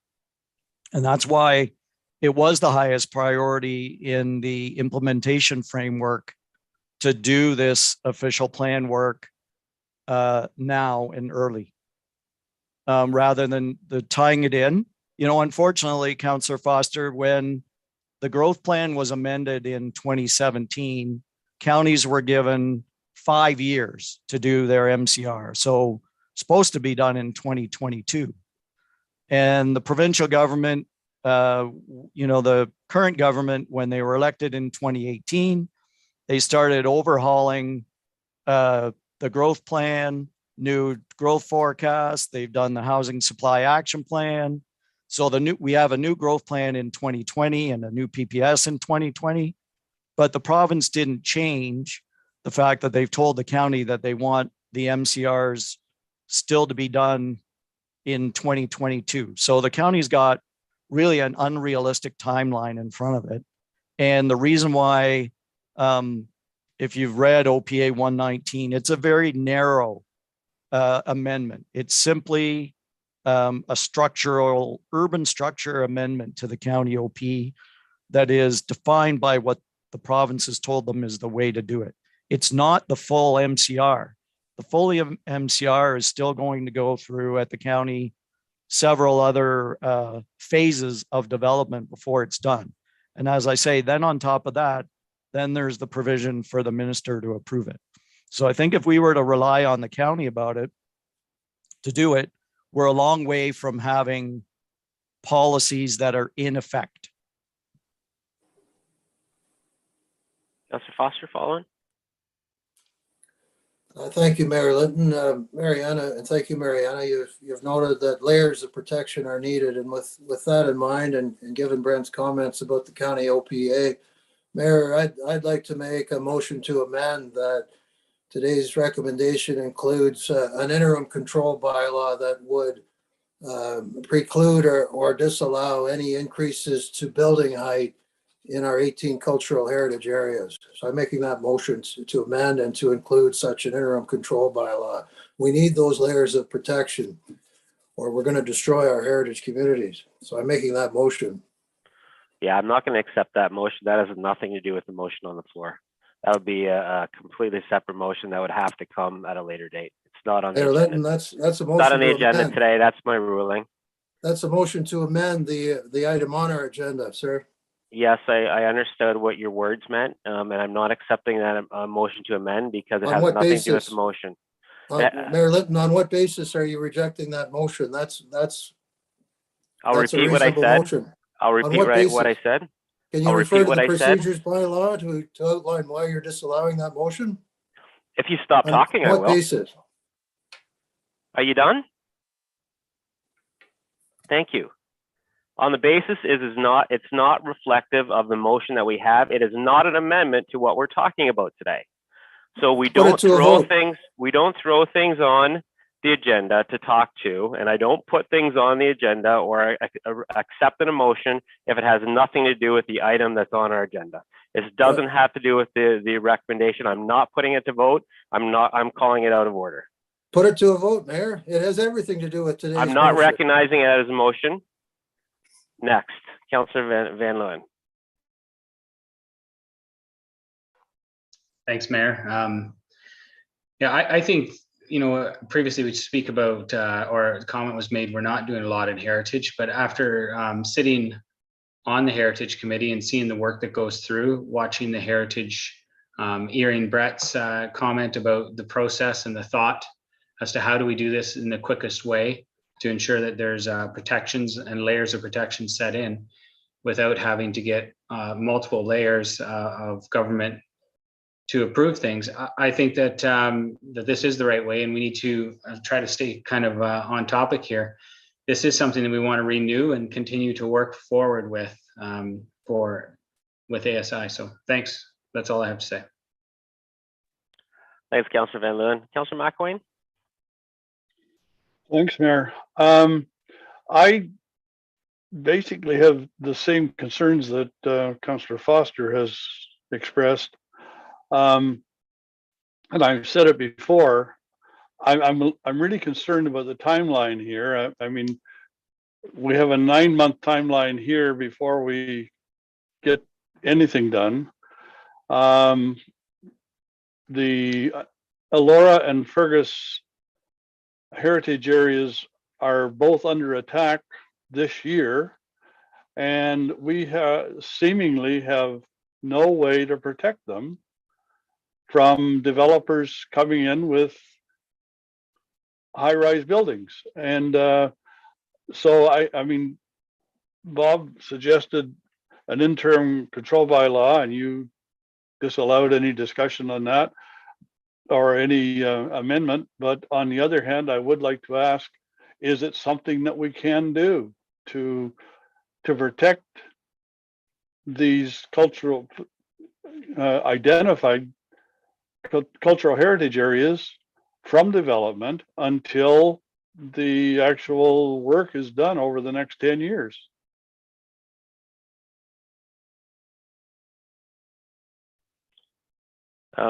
Mariana, is there any comment there that you'd like to respond to? Any Any questions sure. that you can answer? Yeah, through you, Mayor Linton. I think I can comment on an interim control bylaw being used as a temporary measure. That's its purpose, is it's to basically allow opportunity for study. That's the purpose of it. And it's for 1 year only. So you would really have to have a prescriptive reason and process as to why you're freezing development in an area. And there are some technical aspects we would have to review to be able to even comment on that, because I believe that people can still make, like developers or property owners can still make application, but it does need to, there are some regulations around it that we would need to delve into a little bit further. It's not an ideal tool to achieve what heritage protection, which is what we're trying to achieve here. Heritage protection is done over time, is done with a variety of processes. We've already done a lot of it. We are actually in my opinion, we're in good shape here in the township with 110 designated properties, protected properties by formal bylaw, and over 1,100 are listed. Those properties already have protection built into them, in that when a development application is received, they have to go through a proper process of scrutiny, the required studies that we need and we can ask for under the Planning Act with the planning application when we receive them, and we have been receiving those studies. So that's the tool for heritage conservation, is to be able to review applications with all of the information, and then council can make its decision. And heritage protection doesn't mean not allowing development. It doesn't mean freezing development. It means any development needs to be compatible with and not detract from or negatively impact. Those are basically the considerations. It's not about not allowing, but about allowing in a way that doesn't negatively impact. And we have the tools, most of the tools in place already to be able to assess that. The only difference here is we're talking about cultural heritage landscapes. So we're talking about these areas now, not just individual properties. The first step again is identification. We're doing that. The official plan amendment will recognize those. It will provide policy language so that we make it very clear to developers what's expected in these areas and how we're going to be assessing their application and their test of no negative impacts. And all of those have built-in public processes where public can comment and council makes the final decision on all of those to determine appropriateness in terms of all of the provincial policies that have to be met, not just heritage policies, but again, all policies, as the statement has to be read in its entirety. So I think that there are already many measures in place that provide us the tools that we need in order to review development applications as they come in, even currently. But this will help us provide another layer, as we said, of protection in areas, and we can look at areas on a more broad basis rather than just property specific. Thanks, Mariana, for that clarification. Follow on, Councillor McElwain. Thank you. Yes. So Mariana, because we do have a 9-month window here to get this into the OPA and offer that additional layer of protection, and I agree with you, we need to keep moving forward. So it's a good thing to be doing, but I'm really concerned about the now till the end of 2022, not having that extra layer of protection, and for development plans for multi-floor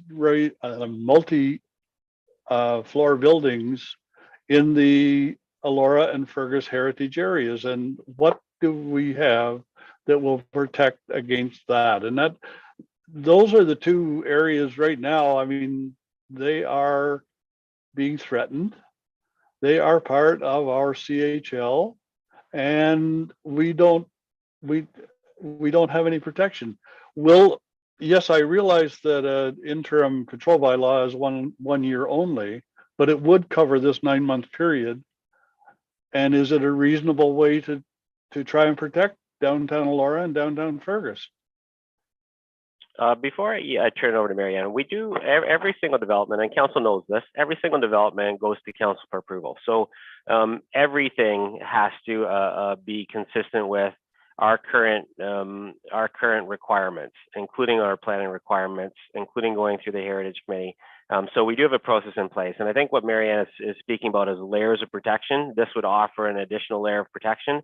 And that's the focus of our discussion today, is are we in favor as a council of additional layers of protection that identify these 18 CHLs as being something that's important to council and whether or not we should pursue. In the meantime, we still have council approval for any kind of development that comes through, and things don't happen outside of this council. Projects don't just happen outside of this council's will. Anything that you wanted to add based on the follow-up questions from Councillor McAvoy and Mariana?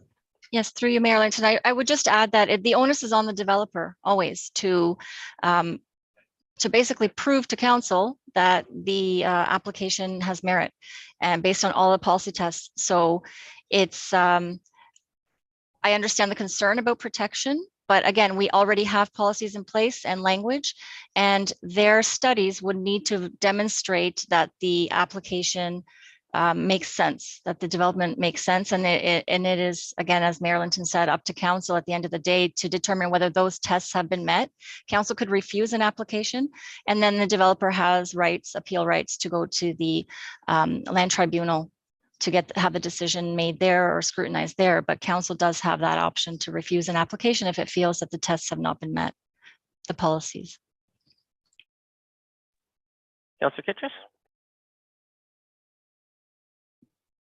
Thank you, Mayor. I thank you, Mariana, for this report. And thank you for clarifying the Pierpoint and confirming, the work that supports my motion as being part of our plan in the future. I do have a question about financing this. Over 10 years seems a long time, and is that why we're doing it? Because we don't have the monies? Or could we expedite if we allocated more funds to have all this work done? So I'm just wondering about that. I'm wondering, there was, in the past, we allocated with the OLG monies for economic development, large sums of money to, expedite and help the, economic development. We had the cultural one, which was 5%, but now that we're going to be doing this here and it's going to cost money, will there be a revisit of, this is my second question, obviously, the OLG funding thing to maybe help expedite the funds needed for these studies? I'm going to turn this to Dan Mariana from the finance perspective. Dan? Thank you, Mayor Linton. I think your questions, Councillor Kittrus, will be a good subject matter for the 2023 budget. I think how fast the CHL studies go forward it's partially based on available funding, but it's also based on staff resourcing to be able to work with various consultants and get the work completed. So it's something that has to consider both time, resourcing, and funding. So it's something we can look at as part of the 2023 budget, and that could include a discussion around OLG funds. But we do have to be mindful of recent information coming out from OLG about potential reductions due to iGaming. So I think that's a comprehensive discussion that should happen as part of a budget process. Follow on, Councillor Kittrus. Thank you, Mayor. I was just wondering what would be the actual sum, and I'm asking just for an estimate of completing these studies. Like Like how much money is that? Is that like $200,000, $500,000 relatively? Yeah, again, sorry, Marianne, before you answer, no ballparks here again. If you have that number off the top of your head, you can provide it. If you don't, I don't want you to make a guess. Thank you. Through you, Mayor Linton. Yes, Councillor Kitchus, I can refer you to, I guess, the memo from November that we had where the consultant has provided a lot of estimated costs for potential studies. And that's what we used to go over the next 10 years. So there's more detailed information in that memo from November. They ranged from 70,000 to about 100,000 per study, and they were divided over 2 years each. So it was typical to see maybe $35,000 budgeted in year one, and then in year two, and then the next study. So we were looking at dividing each study into 2-year increments because that's how long they typically would take. So we've gone about 10 years out, and that's in that information. But just so you're aware, and just to clarify from your previous question, the Pierpoint research was a separate item out of that. So it wasn't considered one of those technical studies in CHL at this point. Right now, this is just additional research that is already budgeted through some of the remaining funds from the initial 100,000 that was budgeted for the CHL study in its entirety and the rural register. So there's some remaining funding in there, and that's where the Pierpoint research would be funded from. Thanks for that clarification, Mariana. Councillor Kitchus, follow on. Thank you, Mayor. Thank you, Mariana, for outlining that. So it appears that the 10-year scope, if we're taking 2-year increment, wouldn't really get through the 18 cultural heritage. And if we added the Pierpoint to it, it's not really enough money. It would actually take longer than 10 years. Am I correct in understanding that? Yeah, sorry, this goes back to Dan's comment about putting it in the budget. Dan, do you want to have any clarifying comments there? I can start, and if Mariana has anything to add, that would be good. So we do have some of the funding identified in the 10-year forecast, and obviously that's open to discussion as part of the 2023 budget in terms of whether there's an opportunity to accelerate. But like I said earlier, it's based on not only available funding, but staff resourcing as well. If I could also add to that then, so some of them are not, let's say, full studies that would take the full 2 years. Some of the CHLs that were identified are GRCA areas or areas that could be done by staff in consultation with the Heritage Committee, perhaps with a little bit of help from a consultant. So they're not, they are related more to individual properties, such as some of the parks and cemeteries and such. So some of them could be done or moved up. And that, again, that information was in the November memorandum as well. And so it's not necessarily that each one is done consecutively and it would be well out, well over 10 years. It could actually even be done sooner through some of the, if they're done concurrently. And I do envision that happening for some of the CHLs. Thanks, Mariana. Councillor Dunsmore? Yes, thank you. Through you, Marilyn. Mariana, I want to go back to the Pierpoint Park aspect. So what you're asking for today, the continued cultural heritage landscape study being done by ASI, will that help us designate that and add the township layer of protection onto Pierpoint Park? Is that included in the $30,000 that you're referring to today? And if it is, can you tell me what effect that the national parks designation and the deed that we heard about earlier have on that cultural heritage landscape? Thank you. Through you, Mayor Linton. Thanks for the question, Councillor Dunsmore. It's allows an opportunity to clarify again. So the Pierpoint Park or the Pierpoint area, settlement area, is a research project initially and might result in a recommendation to have a commemoration strategy and an interpretation strategy, and might not actually be identified as a significant CHL per se, as defined under, the criteria that exist today. So we first have to determine whether there is sufficient information there to call it a significant CHL. If so, the money is already there. That's what's being requested today. That $30,000 would bring that CHL as an additional CHL that could be added. So instead of 18, it would be 19, for example. All the policies would apply. It would be added to the mapping. And so that's a potential that could result of this, because the processes are being done or would be done concurrently. As I said, by the end of the summer, we'll have a better idea, and then it could be just added, or we could then determine that we need a commemoration strategy, and then we could talk about funding for whatever might result from that and what we want to do with the area itself to commemorate it. And as to the question about the deed and the additional information, that will all be reviewed as part of that research, and it might have some impact on what we decide to do with that area for sure.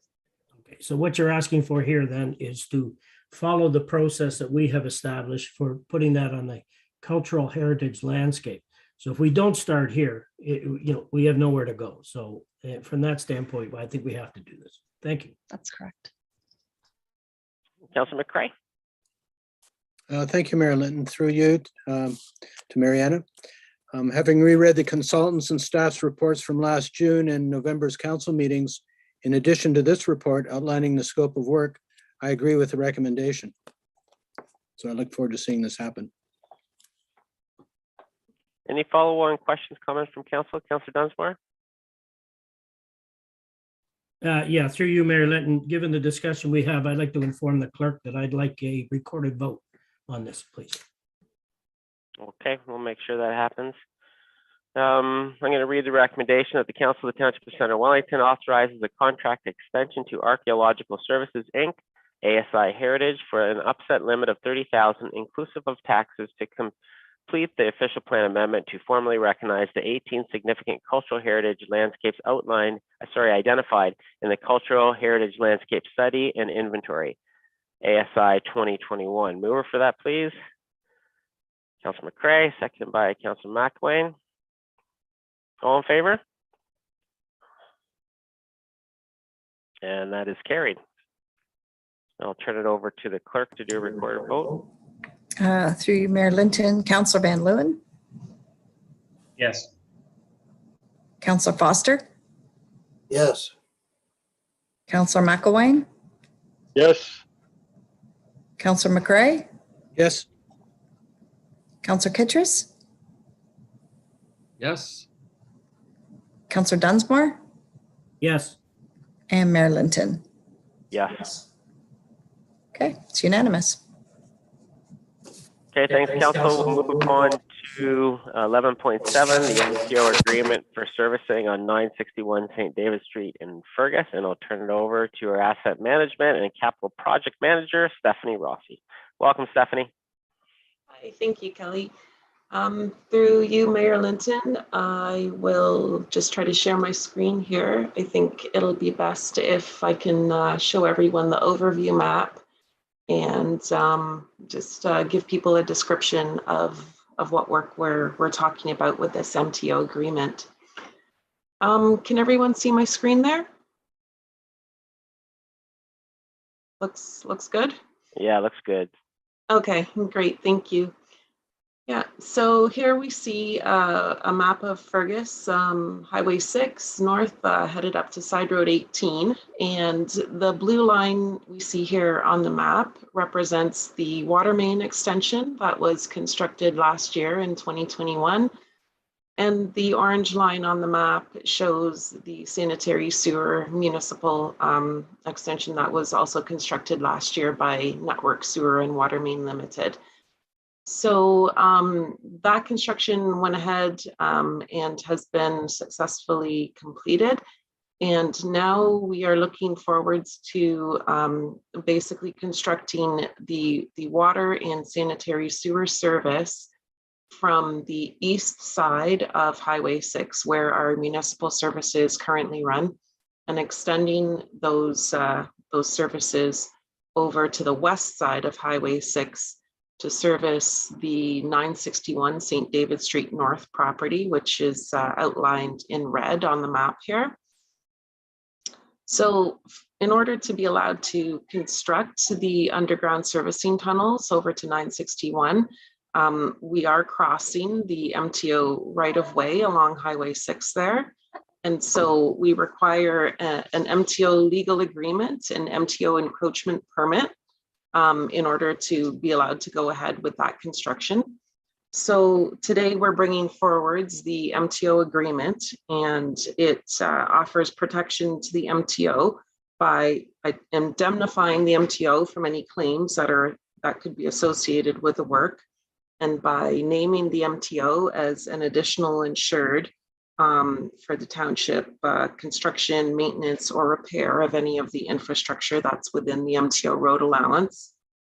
The agreement also notes that the township must notify the MTO in advance and must also obtain any required MTO approvals or permits for the construction or the subsequent maintenance or repair of the infrastructure, and that any costs basically that are associated with the repair of the infrastructure that's within the MTO road allowance, that any such costs would be borne by the township and not by the MTO.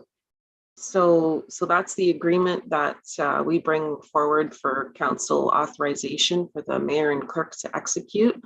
And once we have that agreement, then the MTO will be in a position to issue the MTO encroachment permit that will then allow us to actually construct these water and sewer services to 961 St. David Street this year. So that's basically the agreement in a nutshell. And with that, I'll turn it back to council for any questions they might have. Thanks, Stephanie. I will read the recommendation, then turn it over to council for questions and comments. Recommendation that the Council of the Township of Centre Wellington authorize the mayor and clerk to execute an agreement between the Corporation of the Township of Centre Wellington and the Ministry of Transportation Ontario, MTO, to permit the township to construct, operate, and maintain water and sanitary sewer services to 961 St. David Street, North Fergus, within the MTO Highway 6 road allowance as outlined in report number IS 2022-11 dated March 28th, 2022. Mover for that, please. Councillor Dunsmore, seconded by Councillor McCray. Any discussions, comments from council? Councillor Foster? Thank you, Mayor. Stephanie, is this in respect of servicing in particular 961? Is there a development application pending there, or is it broadly to serve a whole bunch of residents on the west side of the highway? Stephanie? Through you, Mayor Linton, this is just to service the 961 St. David Street North property. It's not to provide servicing to any other properties. Is there further development pending on 961, or is it for one single homeowner? I believe that the intention of the developer would be to construct a residential development, but I haven't been part of the planning or development process. I'm not sure if maybe Colin might have some additional information on that. Yeah. Or Brett? Colin? Yeah, through Mayor Linton, I could just add, it is, there is some interest by the owner for residential development. There will be a zoning amendment required for any development. So this is like a pre-servicing essentially for that future development plans that they have. But so there's no active application on that property currently. Anything else from council? Follow on, Councillor Foster. Thank you, Mayor. So, Colin, would we normally run the pipes in advance of a possible application? That's a little bit confusing to me. Can you help me understand why we would do this in anticipation of a future development rather than as a result of one? Colin? an application? Yep, through Mayor Linton. Yeah, no, it's fairly common that we coordinate capital projects whenever possible. So in this case, we're coordinating some of the work that was just recently completed. We had intentions of completing the work last year as part of Network's contract that Stephanie mentioned. Just unfortunately, we ran out of construction season. So this work has been deferred, and the intention is to have it retendered and constructed this year. So it's quite common. There's no assurances of development approvals. We make that very clear to the developer, and it's worded into our service financing commitment agreements with them. But they're just very interested in extending the services to the property, and it's at 100% of their cost as well. There's no cost to the municipality for this work. Okay, thank you. Yep. Thanks for that clarification, Colin, and for bringing this report to us. All in favor? And that is carried. Thanks, Stephanie. On to request for proposal number 0722 for sanitary sewer and storm sewer closed circuit television inspection. And I will turn this over to, let's see, standing to you, to Adam. Oh, sorry, Adam. There you are. I'm not used to you being on our calls yet. I apologize. Over to Adam. Thank you, Mayor Linton. No need to apologize, certainly. And through you, this report provides recommendations and seeks council approval for award of RFP 07-22 for CCTV inspection, assessment, and recommendations. Recommendation is that council authorize the award of the request for proposal 07-22 to Wessuck Inc. Propose a funding top up to accomplish the 2022 works and provide provisional approval to extend contract for up to an additional 4 years. The proposal was issued in accordance with the township's purchasing and procurement bylaw. There were 22 plan takers and 9 responses received. The recommended proponent was selected using a 2-stage evaluation process where proponents scoring sufficiently on technical merit from the selection committee were then given consideration for a fee proposal. The results of the analysis and selection committee review are reflected in the staff recommendations being presented here today. And should council have any further questions of a technical nature, I would respectfully defer to the Township Manager of Engineering for further comment. Thank you. Great, thanks so much, Adam. It's good to see so many firms submitting a proposal for this. I'll read the recommendation, then turn it over to council. That the Council of the Township of Centre Wellington award request for proposal number 07-22 regarding sanitary sewer and storm sewer closed circuit television inspection, assessment, and recommendation to Wessuck Inc. at a contract price of $194,426, including contingency and excluding HST. The Council of the Township of Centre Wellington directs staff to fund the anticipated budget overrun from the wastewater capital reserve to an upset limit of $22,000, and that staff are granted approval to extend the contract for 4 additional 1-year periods based on budget approvals. Pricing will increase in each option year based on CPI. Can I get a mover for that, please? Councillor Dunsmore, second by Councillor McCrae. Any comments, questions from council? Councillor Foster. Thank you, Mayor. I know we have 2 of our own sucker trucks in our fleet that would be used for this kind of work. We also have a camera truck in our fleet. That's probably $1 million worth of equipment in our own fleet. So I guess I'm asking Colin Baker, Colin, here we are, we have the tools in our own fleet to do this kind of work, yet here we are contracting it out to roughly $200,000. I have 2 questions, Colin. The first question is, why couldn't we have done this ourselves? We have the trucks, we have the tools. Why aren't we doing it ourselves?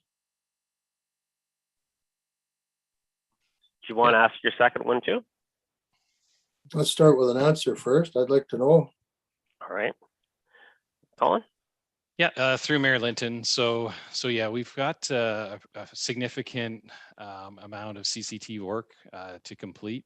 So 36 kilometers of main, 366 manholes to complete. So that's a significant amount of work and really requires a dedicated crew for almost a year's time to get that work completed. So it's really to get us caught up.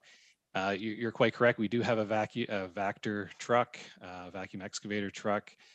We have a smaller camera unit as well, and they're quite busy as well. Those camera crews looking at lateral blockages and main work as well. But this is really to get us caught up with understanding the condition and necessary repairs to our sanitary and storm sewer system. Second question, Councillor Foster. Thank you, Mayor. My second question, Colin, I was looking at the bids and tenders site, and I see you have on the one of the questions or one of the addenda on the site, and I'm reading right from it. This is direction to anyone who may tender on this project, and it says something like, it can be assumed that the majority of our wastewater system has not been previously cleaned nor inspected. So I can't help but wonder, Colin, we've had that sucker truck, we've had this camera truck, we've done none of the required work over a period of years, and now we're behind on it. Well, why then did we get, or again, I ask, we should have been able to do at least some of this work ourselves. Can you help me understand why that is the case? This has been accruing for a few years now.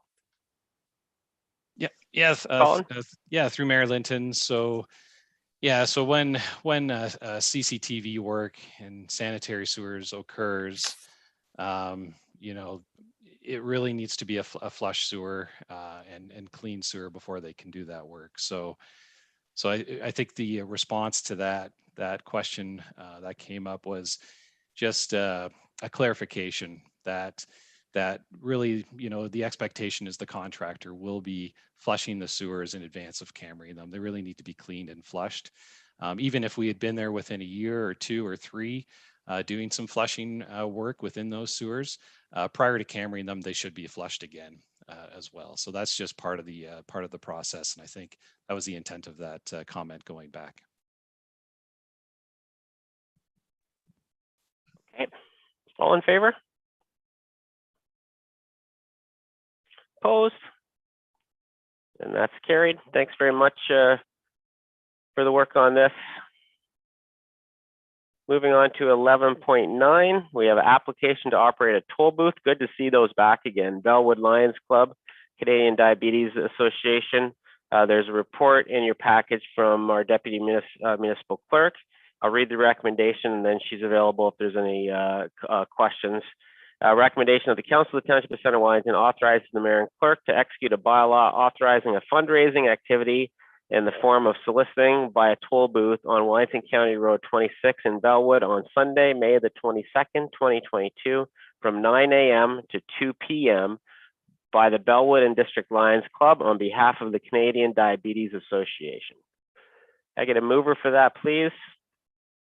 Councillor Dunsmore, second by Councillor Van Leeuwen. All in favor of that? And that is carried. Thanks very much to the Bellwood and District Lions Club for doing that. That takes some good dedicated time, and we appreciate you doing that for the Canadian Diabetes Association. 11.10, Delegation of Authority, Section 275 of the Municipal Act. And we have a report from our Manager of Legislative Services and Municipal Clerk, Carrie O'Kane. Welcome, Carrie. Thank you, Mayor Linton. Through you, the purpose of this report this afternoon is to provide Council with information regarding the restricted acts provision contained in the Municipal Act in the year of an election, often referred to as the lame duck period. Certain actions of Council become restricted on the first day it can be determined the new Council will have less than 3/4 or 5 of the members of the outgoing Council, and this can be determined at 2 separate times. The first time would be the close of nominations on August the 19th. The second would be after voting day, after the results are declared sometime after October 24th. The restricted actions include the appointment or removal of any officer, the hiring or dismissal of employees, the disposal of real property, and expenditures exceeding $50,000 outside the current approved budget. Again, I'd like to note that the disposal of real property And the approval of liability and or expenditures exceeding 50K does not apply if they were included in the most recent budget and if that budget was adopted prior to nomination day. The Municipal Act also contains provisions to potentially minimize the impact of lame duck council. Section 275 does not prevent a municipality from delegating authority to a person or a body prior to nomination day, and it does not prevent a municipality from taking action during an emergency. Common practice is to delegate authority to the Chief Administrative Officer to exercise the responsibilities restricted. Staff is recommending the passage of a bylaw to provide delegated authority in the event of an official lame duck is declared after 2 p.m. on nomination day. Again, that's August 19th. Council is reminded that current bylaw 216-041 already provides delegated authority to the CAO and members of the senior management team, just not those listed in 275. The proposed draft bylaw seeks to safeguard against potential gaps by temporarily delegating additional authority beyond that already delegated, and would come into effect only if the Restricted Act section applies to this council. The temporary bylaw proposed provides a sunset provision rendering the bylaw null and void upon the new council taking office on November the 21st. The bylaw also includes procedures staff with delegated authority are required to follow in order to complete the powers and duties assigned, such as requiring the CAO to report to council in the first quarter of 2023 regarding any of the delegated authority exercised, as well as conditions and limited to the delegated power and duties, such as establishing a spending limit of perhaps up to 20% of the project budget or 100,000, whichever is less. And that's it for me. Thanks very much, Carrie, for pulling this together. Questions, comments from council? I'll start with Councillor McCray. Thank you, Mayor Linton. Through you. I agree with the recommendation. It is prudent to plan for a possible lame duck scenario. We need to ensure that township operations are not hindered. Councillor Dunsmore? Yeah, I'm all for this. It's something that every municipality should do and prepare for the eventuality that we could go lame duck, and everybody's ready and organized. So I'm for it. Councillor Titchus? Thank you, Mayor. It seems prudent to do this planning. Councillor McElwain? Thanks, Mayor. Yeah, I agree with this, moving forward this way. Councillor Van Leeuwen? Thanks, Mayor. I have no concerns with this. I'm curious, though, in regards to some of the pieces that they put in. For example, number 2, the CAO be permitted to hire or dismiss any employee of the municipality. At this point, the council itself doesn't hire and fire employees anyway. The CAO does this. This is in their job description, since he himself is our only employee. So I'm curious how some of this landed in there, understanding the actual way things are set up. This has been drilled into our head many times. So does that one need to be in there? Carrie? Through you, Marilyn, we've included everything that is restricted, just to be on the safe side. The Act is very clear. It is strong language, so we've included in the bylaw just to cover our bases and make sure that if we are in this situation, that we have the flexibility to do what we need to do. Councillor Foster? Carrie, would I be correct then that we're really talking about the period August 19th, I believe, for about 3 months through November, so August 19th, September, October, November 19th. So it's a period of about 3 months. What would happen, or what would be the implications if we did not do this and we did have a lame duck? Through you, Mayor Linton, if there was a situation where we needed to perhaps something came in over budget, slightly over $150,000, we would not have this council would not have the ability to review that and potentially approve an expenditure over 50,000. So this allows the CAO to take that action in the event that we are in a lame duck situation. And you are correct. It could potentially commence on the 19th of August and will only apply until the new council is sworn in on the I believe I said the 28th of November.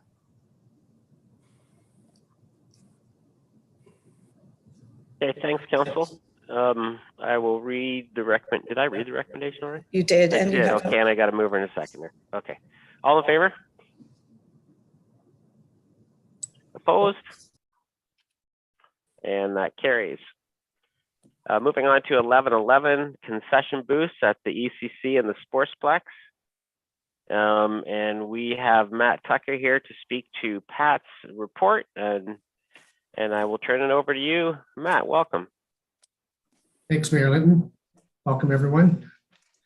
Concessions in our arenas have changed over the past several years. And unfortunately, we've seen a decline in our bottom line. You'll see that decline on the chart provided in this report. There was once a time that we operated the booths and they were for profit. Now, basically, we're operating our booths for a service, but it obviously has been at a cost. Prior to 2019, we operated our booths with a concession coordinator. The beginning of 2019, a decision was made not to continue with our concession coordinator, and myself and our payroll and accounting clerk have taken care of all concession duties until obviously we had to close our facilities because of COVID. Some factors that have made this challenging for us to make a profit has been the rise of minimum wage, an increase in food costs, and another contributing factor is basically for people have other food and drink choices. And this is very apparent, at the end of the night when our staff are cleaning and we see the debris of coffee cups and other fast food debris in our garbage cans and in our stands. So with that, our recommendation is to close the Elora Community Center booth and design the kitchen to have a pass-through from the kitchen to the lobby as part of our ECC renovation project. This will allow different rental groups options to sell food and food and drinks during their rentals.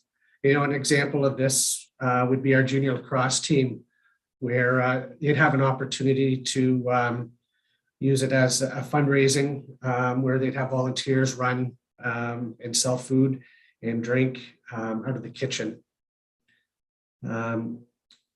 As for the Sportsplex, we as staff, we want to review some different options with our concession booth here and just return to council with those options. Our concessions are not currently running, but in order to provide a food and drink service, we have vending machines located at both arenas. These machines are currently filled with chocolate bars, chips, pop, juice, and Powerade. I just want to make it clear to council that we are not serving any bottled water in any of our machines. Before closing, I just want to share with you, we have looked at different options through the past years on running our booths. And one option that we tried was teaming up with the health unit and looking at a healthier option for our users and our customers. But unfortunately, it wasn't really well received and it wasn't successful. So, that was one thing we tried to change, just looking at options to be successful. So in closing, we'd like to close the ECC concession booth and look for options for the Sportsplex booth. And, those options would be looking at privatization or the possibility of a service group running the booth here at the, the Sportsplex. And that's all I have for this report. Thanks very much, Matt. And I will turn it over to Council for questions. We'll start with Councillor Foster. Thank you, Mayor, and thank you, Matt, for the report. I've got a fairly lengthy background in food service, Matt, and typically you'd see about 30% of your sales would be the food cost, and that would be in a restaurant. You would expect to see a lower number in a concession like this because there's very, very little labor in preparing things like a chocolate bar, for example. So I guess my question, Matt, I looked over the chart created and I see you're around about 50, even 60% food cost on your sales. Can you help me understand? That has nothing to do with labor, by the way. This is strictly the cost of the food or the groceries. How did we get up to 50, 60% food cost? Normally on $100,000, you'd expect to see about 30 to 35,000 of the cost of the food that you're reselling. Matt? Yeah, no, it has been difficult. Just the cost of the food has went up. Just looking at chocolate bars, back. I want to go back, even back to 2010. We'd be looking at buying chocolate bars at wholesale for 47 to 50 cents a bar, and we'd be selling it at say around $1. Now we're buying that same chocolate bar 75 to 80 cents and selling it for $1.25. So food costs has went up, and I find the profit of sales, it has shrunk. One of our with our food items, the big sellers for us where we do, there is a good increase for profit is the sale of coffee. Coffee's something that, yes, it has went up. So that margin isn't as great as it once was, but the problem now, kids get dropped off at the front door and parents are heading down to the competition just down the road and basically coming back with obviously not coming in to buy our coffee. So the other another item that is great was popcorn. Popcorn, very minimal and a great profit, but hasn't been a great seller. So it has been a struggle. It's and I really, yes, we do have the French fries as well, and we just don't have the sales that we used to. And the difficulty is we have some groups want to open because we programs start up at 4:30. They would like to have a couple options to eat, and the difficulty is we don't say it's not as busy as it once was. And it's been a big struggle. Councillor Van Leeuwen?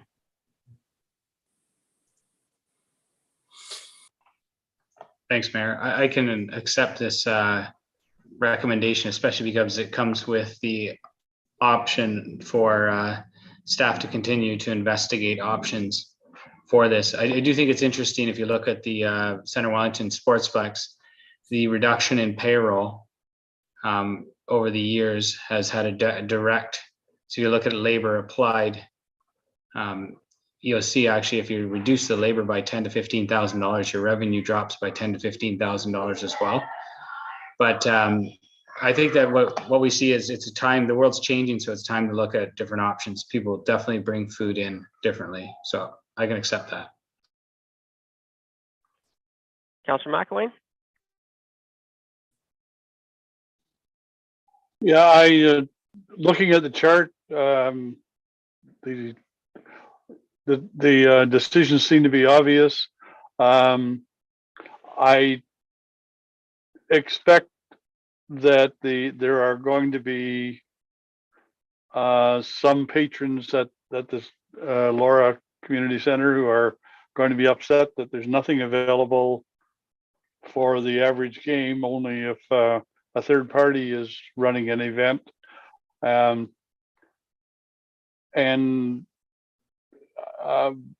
know, I mean, I'm not sure what we can do about it, except we have the machines, and I guess that they'll have to get used to it or bring in their own.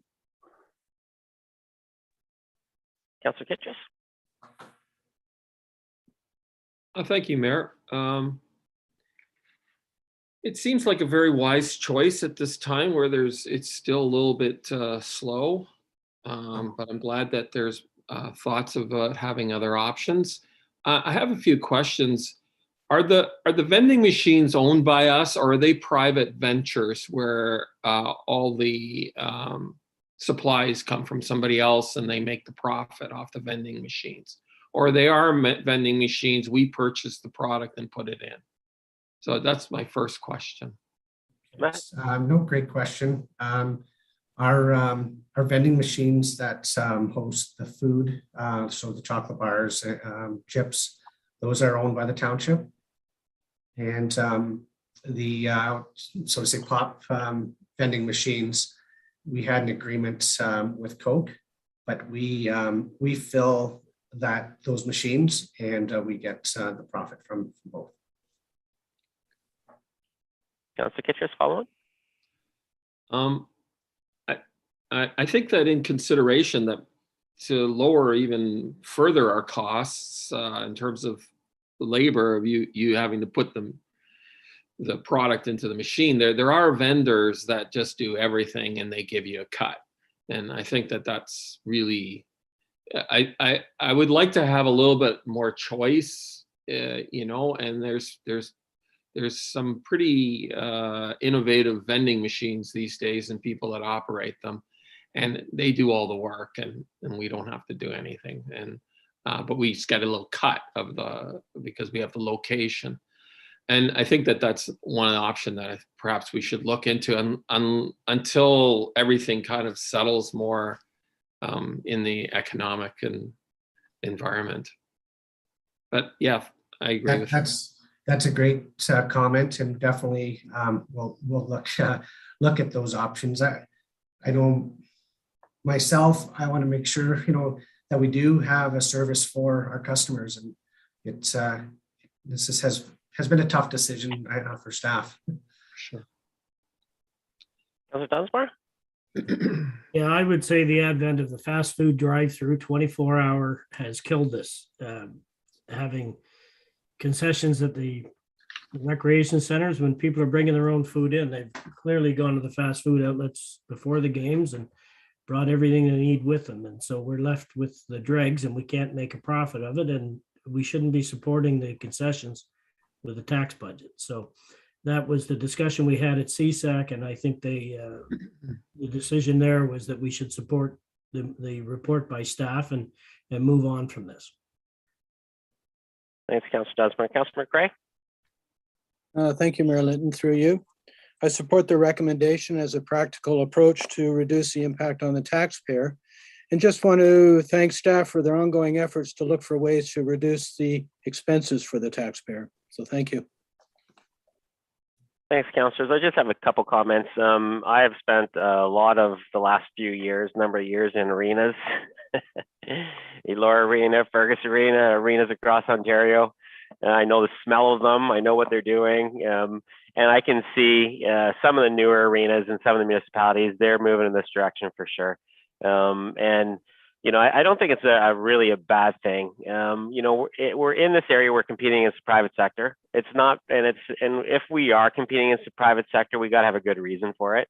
So they are coming to local, their customers are coming and they're bringing in their coffee, their food from local vendors. That's a good thing. And so I think this is good. And like Councillor Dunsmore said, I don't think the taxpayer should be on the hook to subsidize this. I know that our staff have tried all kinds of different things. I remember the days when there was healthy options, and I know I didn't buy any. but they tried hard at different ways of trying to make this work. And, you know, for the ECC, I think, you know, we have to maximize our space and it has to make sense. And so I appreciate the report today. And I think that makes the most sense for us, especially for the ECC. I like the idea that at the Sportsplex, we really want to look at different options. And I think there's a couple good ideas put forward by councillors today about looking forward to some other options for the Sportsplex. And hopefully we can still provide a service to our customers and our patrons there without competing against the private sector. So I think that's good. And I'm glad that we're moving ahead on this. I'll read the recommendation that the Council of the Township of Centre Wellington receive the concession booth report from staff for information purposes, and that Council directs staff to close the concession booth at the Elora Community Centre, ECC, and design the kitchen to allow for a pass-through from the kitchen to the lobby as part of the ECC renovation project, and that staff are directed to investigate options for the CW Sportsplex concession booth and return with options for Council's consideration at a future date. Mover for that, please. Councillor Dunsmore, seconded by Councillor McElwain. All in favor? And that is carried.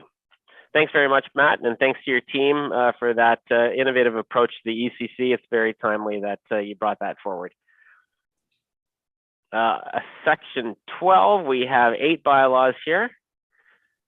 And I'm going to read the recommendation that bylaws 2022-20 through 2022-27 be read a first, second, and third time and passed and signed by the mayor and clerk and the corporate seal affixed. Can I get a mover for that, please? Councillor Dunsmore, seconded by Councillor Kittredge. All in favor?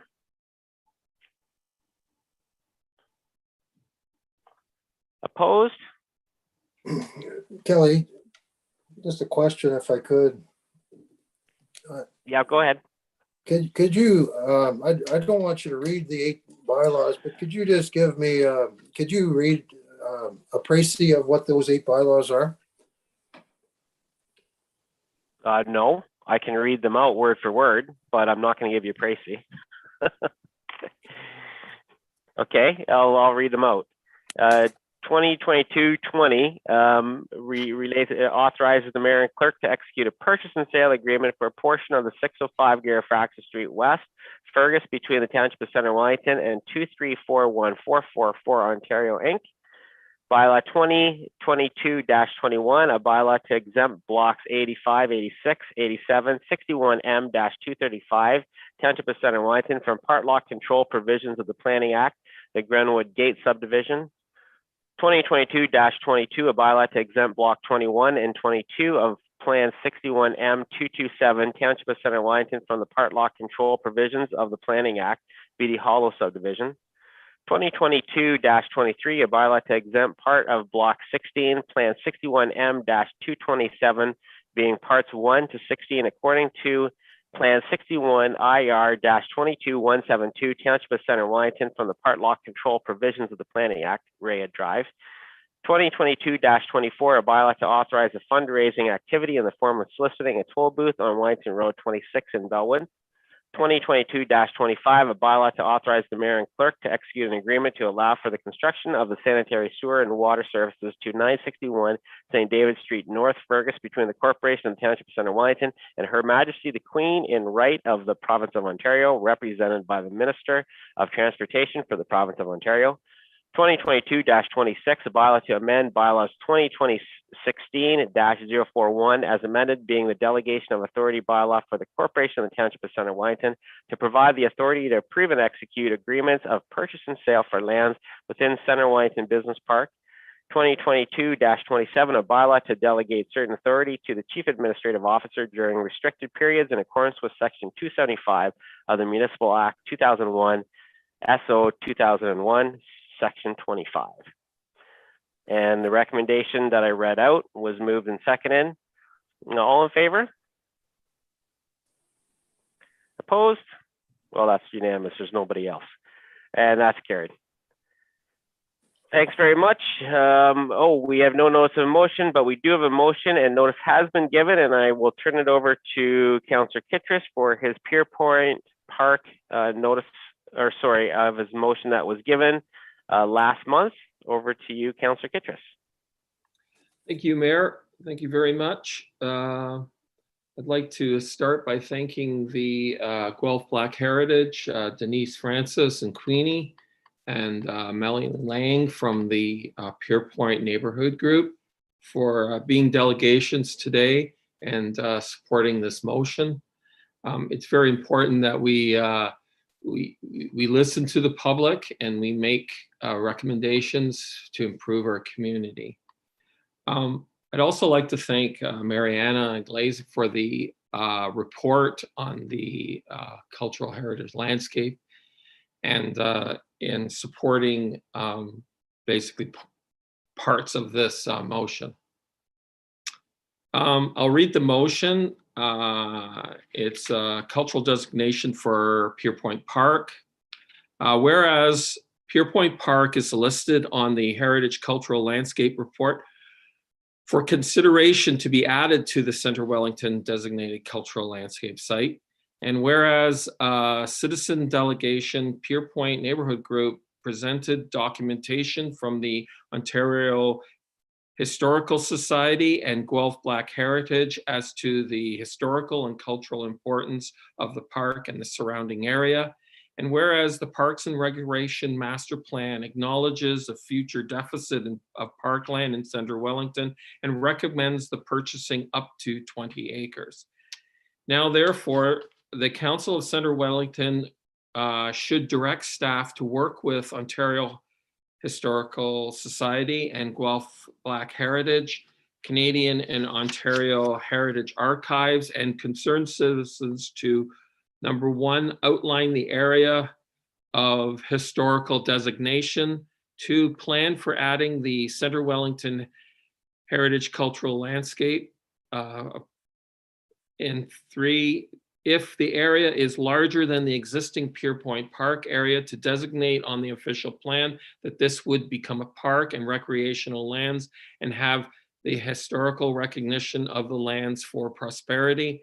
And 4, future budgeting will allocate funds to purchase the land when made available for future development. So basically, I've been a big fan of Richard Pierpoint since I, was doing some research in, the War of 1812. I really like history and Canadian history, and my mother taught me a lot about the War of 1812 and how, really without Indigenous people helping us, we would not be Canada.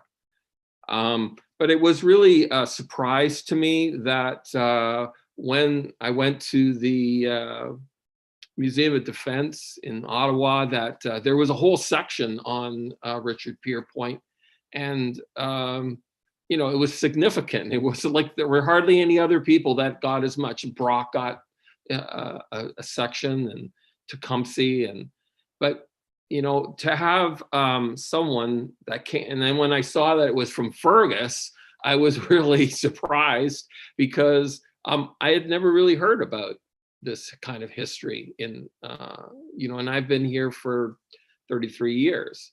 And so I haven't heard it. I've heard that there was a Black community in West Garry in some places, but it wasn't really in the forefront of discussion. And we didn't have any celebrations during the War of 1812, the 200th anniversary, of that in 2012. So so that's sort of the history of this. In January of this year, the Pierpoint Neighbourhood Group presented to Council the important concerns with the county transportation road plan concerning the Anderson Street and the bridge crossing at County Road 29 to go right beside the Pierpoint Park. They introduced many points that needed to be preserved and mentioned that the environmental, the fly fishing, a tourist aspect, that there would be increased traffic, citizens from and students from John Black School were concerned about access. And there was the recognition by that this is Black heritage area of pre-Confederation in our history. And now its name is from a nationally recognized historical figure, Richard Pierpoint, who founded the Black community on the banks of the Grand River, just outside Fergus, in the vicinity of Pierpoint Park. So during the information exchange, staff at that time and also today, they mentioned, Mariana, that indeed the Pierpoint area is a possible future heritage designated area for the cultural heritage landscape. But there wasn't enough information, and there, you know, to put it on the inventory at the time, and of the initial cultural heritage landscape. And I believe that today there is a lot more information. We've received more information, and there is a significant interest in the community to have this designated. And I think it should be considered for this cultural landscape designation. In preparation for the delegation of the Pierpoint Neighbourhood Group, the present CAO contacted me to discuss the concerns of this group. And he said that he wanted to prepare and know what these concerns were. We had a Zoom meeting in January to discuss these concerns and other matters. And because first I had written the concerns, and we had a very fruitful discussion. And he outlined some specific steps that would be required to get the Pierpoint Park designated. The CAO, Dan Wilson, explained that the actual area of heritage concern was the difficulty in determining the heritage designation.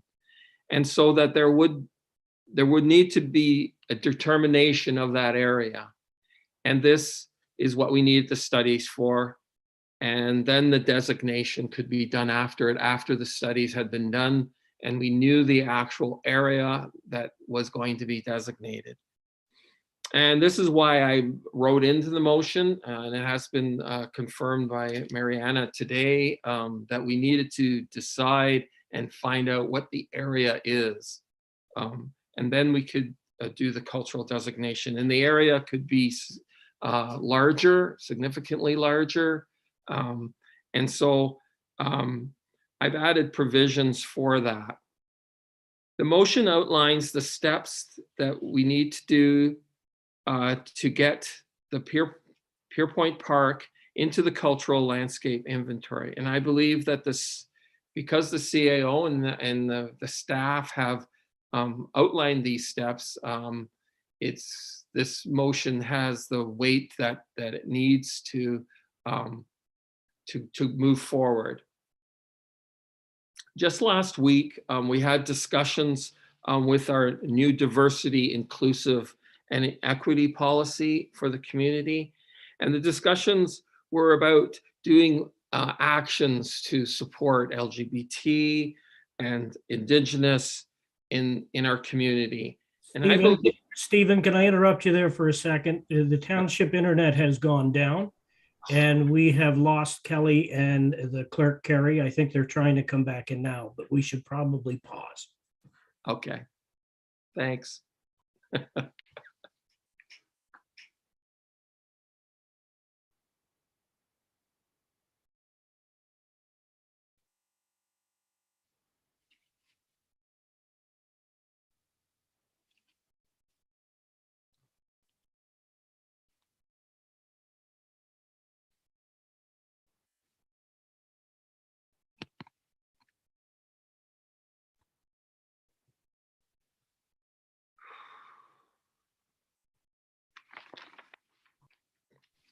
Okay, everybody seems to be coming back and moving again. Lisa was frozen, Carrie was gone, Kelly was gone, and so was Dan.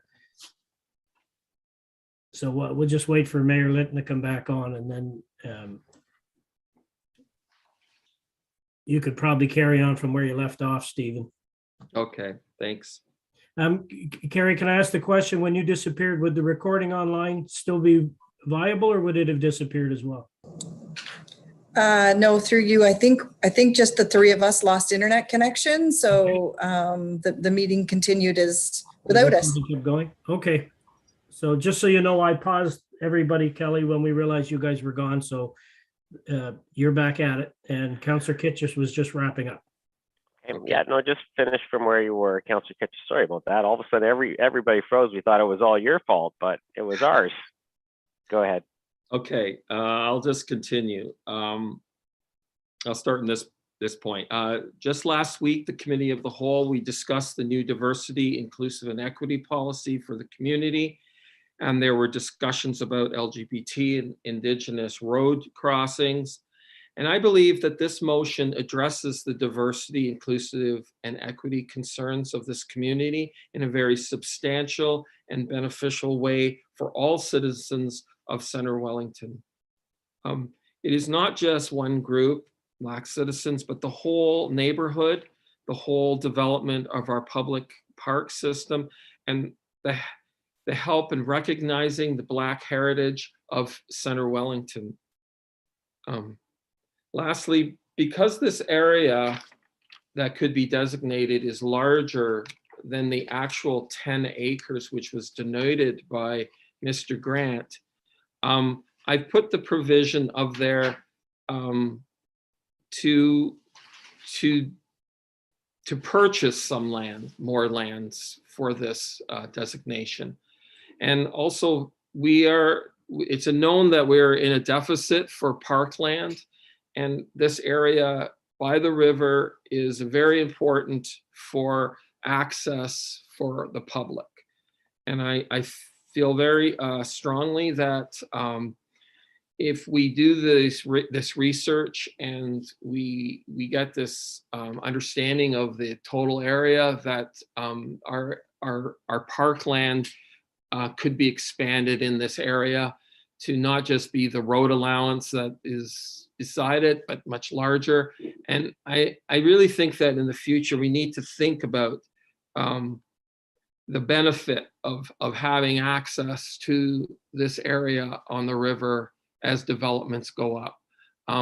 We know in the past, like in our parks, like, we have in Fergus and Tenniel Park and in Thistle Park and in Elora, that their public uses these because they have access right to the water.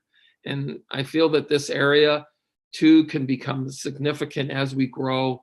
And I strongly suggest that we, if the area is designated to be larger, and that we make provisions to, in the future, put this in the official plan and have us have parkland in this area. And so that's it. I'll take any questions. Great, thanks, Councillor Kitchus, for that. Again, I'll turn it over to Council for your thoughts on this, and we'll go around the room. Councillor Foster. Thank you, Mayor. No questions. Thank you, Stephen, for a good presentation. Councillor Van Leeuwen.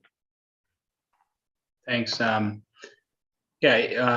The Pierpoint Park is definitely an interesting one, and when you look it up online as well, there's a lot of information available, which is again shocking how little recognition it's had in the past in Centre Wellington. One question I do have is how do we anticipate or see this affecting some of our other plans?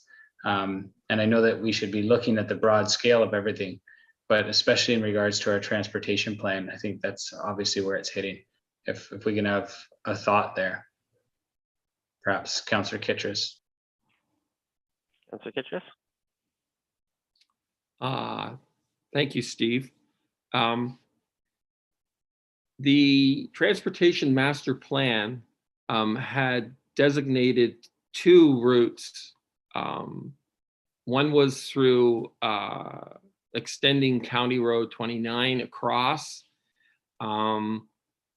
and it would move around the Sunnybray Street, the houses around there. And the second one was on the second line.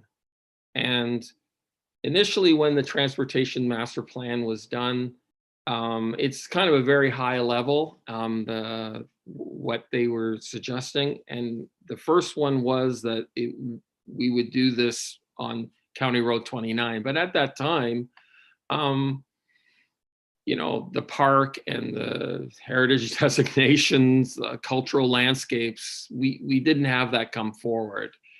That was 2018 when we had that transportation master plan. And so even though the county, the Pierpoint neighborhood group came about because of the county transportation needs, our transportation plan will need to be updated. And even though it's maybe a long time out where we're going to get the truck route, new information has come about. This is part of it. And I think that the alternative on second line might be the better solution long term. And so I'm just saying that when this moves forward, we'll just find out where the area is, and then we'll know what can be done in terms of the truck routes. Councillor McElwain? Thanks for this report, Stephen. It was, I have no problem with it. I agree that we should be doing this, and yeah, so thanks very much for bringing it forward. Councillor Dunsmore? Yeah, just a heads up for you, Mayor Linton, because I know you were kicked off there. We still don't have a seconder for this motion as of yet, so I'm not sure that it's on the table. However, since it's my turn to ask a question, I will say this. I think that, Stephen, it was a great idea to designate. It's been done. We voted on that in the cultural heritage landscape motion that sets forward your section of the motion that follow the township's policy or procedure for getting things on the cultural heritage landscape. So that part of your motion is already taken care of. The part of your motion that I have trouble with is that we're here in open council speaking about the potential purchase of land, and that we're actually identifying the location of that land. And to me, that's not something we should be doing in open council. And to support this motion to indicate to landowners in that area that we're willing to purchase land to make Pierpoint Park bigger in an open council is you've just affected the price of that land considerably. I think that Richard Pierpoint is a historical figure in this community that I have heard people talk about for decades. I know of a history teacher in town who has written a play and is just dying to get it to a stage to talk about how Richard Pierpoint, how significant his contribution to this area was. And I think as a township, we should celebrate what he did in this township far more than what we do now. And I'm more than happy to do whatever we can to do that. The park has been named in his honor, and it is on the list to be on our cultural heritage landscape list. And we're moving forward with that. It's the part about purchasing land that is, I don't want to be discussing that in open council. Councillor Kitchers, I'll give you the opportunity at the end of all the discussions to respond to the councillors. Councillor McCray. Thank you, Mayor Linton, through you. I'm not in favor of supporting this motion as written for the following 5 reasons. First, the motion attempts to hijack and muddy a process approved by council and underway.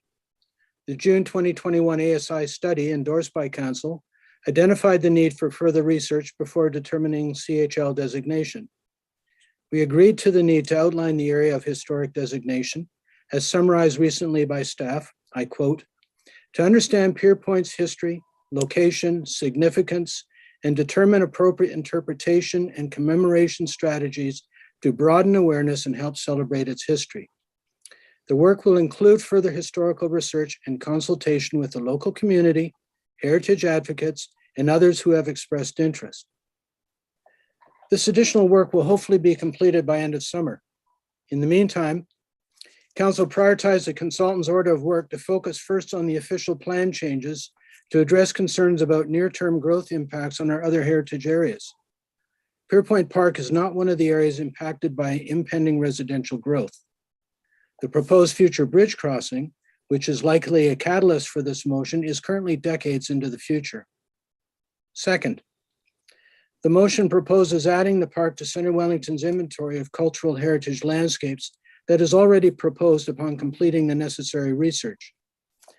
This motion confirms the concern raised by the consultant in their August 30th, 2021 letter to staff, and I quote, "Because Pierpoint did not meet the specific criteria and definitions to qualify as a significant CHL at this time, there is the risk that interested community members may interpret this to mean that Pierpoint is not significant and worthy of recognition in comparison to the significant CHLs. Pierpoint's significance is not in question. Rather, the question is what the most appropriate measures are to recognize and steward it. Why should we approve this motion before doing our due diligence to identify the appropriate measures to recognize and steward the Pierpoint lands? This motion would have us put the cart before the horse and lessen the integrity of its CHL designation. If we genuinely want to honor the man and his community, then let us follow due process using our consultant to ascertain the facts to celebrate them appropriately. Third, this motion proposes expanding the park to 20 acres to encompass more of the land grant's original size. Based on the Wellington County Museum's research, the original 100 acres of Pierpoint lands were in the northeast half of Lot 6, Concession 1, Guelph Township. This location is west of Anderson Street and north of the Grand River extending towards Scotland Street. This motion will be costly if it intends to purchase adjacent land and tear down the structures.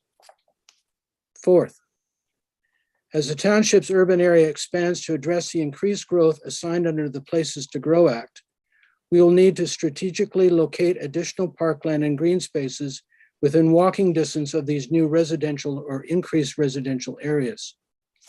The request to reassign the 20 acres to an existing park that already has ample land to serve adjacent residents ignores the needs of future residents. Fifth, if the intent is to purchase land east of Anderson Street to prevent a future bridge crossing, I cannot support it. This future bypass would, for example, reduce the vibration impact of increased traffic flow on Highway 6, disturbing our downtown heritage buildings. Thank you. A couple of comments, and then I'll turn it over to Councillor Titris to respond since this is his motion. I think there's agreement at this council for sure about the importance of making sure that we're doing whatever we can to promote and explore our Black heritage in Centre Wellington. I think that's really, really good. I know the County of Wellington through the museum is also working diligently to make sure that we're doing what we can to discover what we haven't known in the past. So that's really good. And we've heard some really good delegations on this. So that part of the motion I have no issues with. We're moving ahead on it already. So this won't add anything new to what we're going to do already. And we've identified that already in the work that ASI has done. I do have issues with items 3 and 4. It's for a couple of reasons. One, we're moving towards recommending direction before we do the research. There's no reason that we have to provide direction for land or purchasing new land at this point. Nothing is imminent. We're decades away from any development here, and we should do things the right way. And that is to let our consultant, who understands heritage, who is going to do a really good some good work on uncovering the property we're actually talking about, because we don't really know that yet. So there's a lot of work that has to be done. So to put some direction here I don't think is the way council should be making decisions. The fourth one I have significant challenges with, and Councillor Dunsmore alluded to this already, future budgeting to allocate funds to purchase land when made available for development. Again, this is a significant undertaking, and I don't think this council should be making decisions this way. It's not even going to be our council; it's going to be another council. So we can't provide any direction to a future council anyway. So it sounds good, but I don't think it's the right kind of thing to do. So I won't support it. I won't support this motion the way it's worded. I absolutely 100% support what we're going to be doing anyway from a staff perspective and what was laid out today already, because I do think things have to be done right. And that's the right order that we have to do important work like this, in my estimation anyway. Councillor Kittredge? Thank you for all your comments. I'd like to first clarify that with the provision in number 3, starting with if, this is not, it's not, we're not buying anything. We don't know. So it's a stipulation that if it is larger, then we would be. And I think that also, it's not a purchase right now. There's nothing. It's about investigating this. And if is a big if. We don't know. But it's recommending that if it was, then we would seriously look into that. And that stipulation actually is the gist of what we're talking about when we say that we're doing diversity and inclusive and equity. Because if you're not willing to actually do anything, you're not willing to actually in the future try to do anything when the information comes in, then like it shows that you don't really want to do it. You're just doing the minimum. And I'm not for just doing the minimum. And that's why I put forward this motion. I didn't really see any question from Councillor McCrae's. I don't agree with what he says. This isn't wrong, backwards, or the cart before the horse. And same with the mayor. What it is it is a long time before we do any transportation, but it's better to do it earlier than later. That's what planning is. And this is what this is for. This is planning in an event that there might be more lands available. And so I'm sort of saying that it's better to have that acknowledged in the community, that we will be interested in that, and that it shows our commitment. So far, as we heard from the Black Heritage, Queenie, we haven't shown any regard for this area. We haven't shown any interest in Black heritage at all. It's been neglect. And so this motion is about that, and it shows that there is a commitment, and a significant commitment. If the information comes forward that shows the area that it might be, and I don't know what that area is, nobody does know. And so for Councillor McCrae to say it's exactly this, I know that from talking with Bob Grant, who actually donated the land, he says he knows of a cabin that was existing, and he knows that somebody has that on their property. And so there's all sorts of things that we can add to this, and to celebrate this Black heritage, and to do it in a significant and respectful way. And so I think this motion is very good. I'd actually like a recorded vote for this, please, because I feel that this is a significant moment where it shows where your real concerns are, and whether you're going to commit if things turn out well in the research, that you're willing to commit. So that's Okay, my. okay, so we'll do a Any more recorded vote. questions are fine. I'll answer any more questions. We'll do a recorded vote. So let's now that we've already had a chance to talk to it, let's get a seconder for this motion first. So Councillor Kitchers, I'm assuming you moved it. Can I get a seconder for this, Councillor Foster? Okay, any final comments on this, Councillor Foster? Steve, could you just clarify for me in terms of Councillor Dunsmore's comments about purchasing land? What are you speaking about specifically in this motion with respect to the purchase of land? I'd like some clarity on what your intention is. Sorry, before you answer that, I just caution members of council, like anything more that we're going to talk about a certain portion of land, we're getting into a place where we probably shouldn't. If you're going to be talking about any kind of other details about this land, I'm cautioning council right now is that you don't want to provide any more details on the location. Councillor Kitchers? Thank you, Mayor. Specifically, we know we have an area that we're investigating. We have an area that we don't know actually the size of. And so when we know more about that, I think that we should make motions to make a commitment to some sort of, if it is, but we don't know.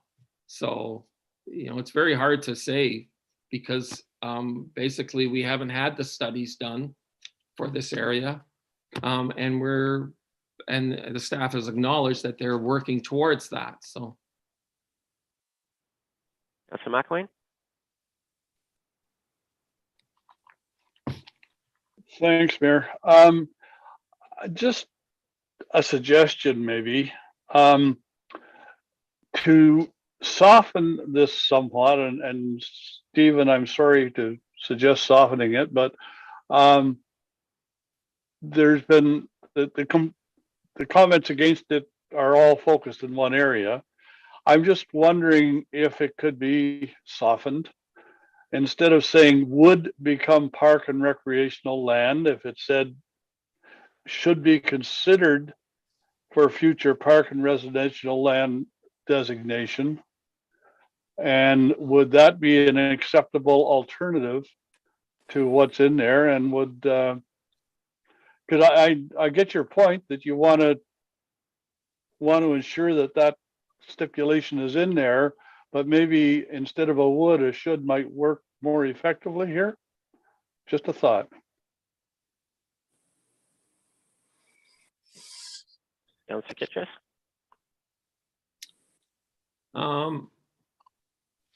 I think that probably would work. Its intent is what I want. I don't know what it is, and I think that probably that softening might help people make a decision for this. So I'm willing to change that. Would it work or should it work? Sorry, that was supposed to be funny. Councillor Dunsmore? Yeah, would and if and should are all the same. You're signaling to the public that if this is decided that it's a bigger area than it is, then we're obligated, we're going to have to go and buy more land. We shouldn't be having land. We're tiptoeing on a very fine line here. And I am not comfortable with this motion. I take offense to the fact that it was insinuated that if we don't vote for it, we're against Black Heritage. And nothing could be further from the truth. I will vote for this the second you take 3 and 4 off of it. And when and if it turns out that park is bigger, the next council who gets that information can make their decisions at that time. But it is irresponsible for a council to be talking an open meeting about purchase of land now or in the future. It's just irresponsible. Councillor Van Leeuwen?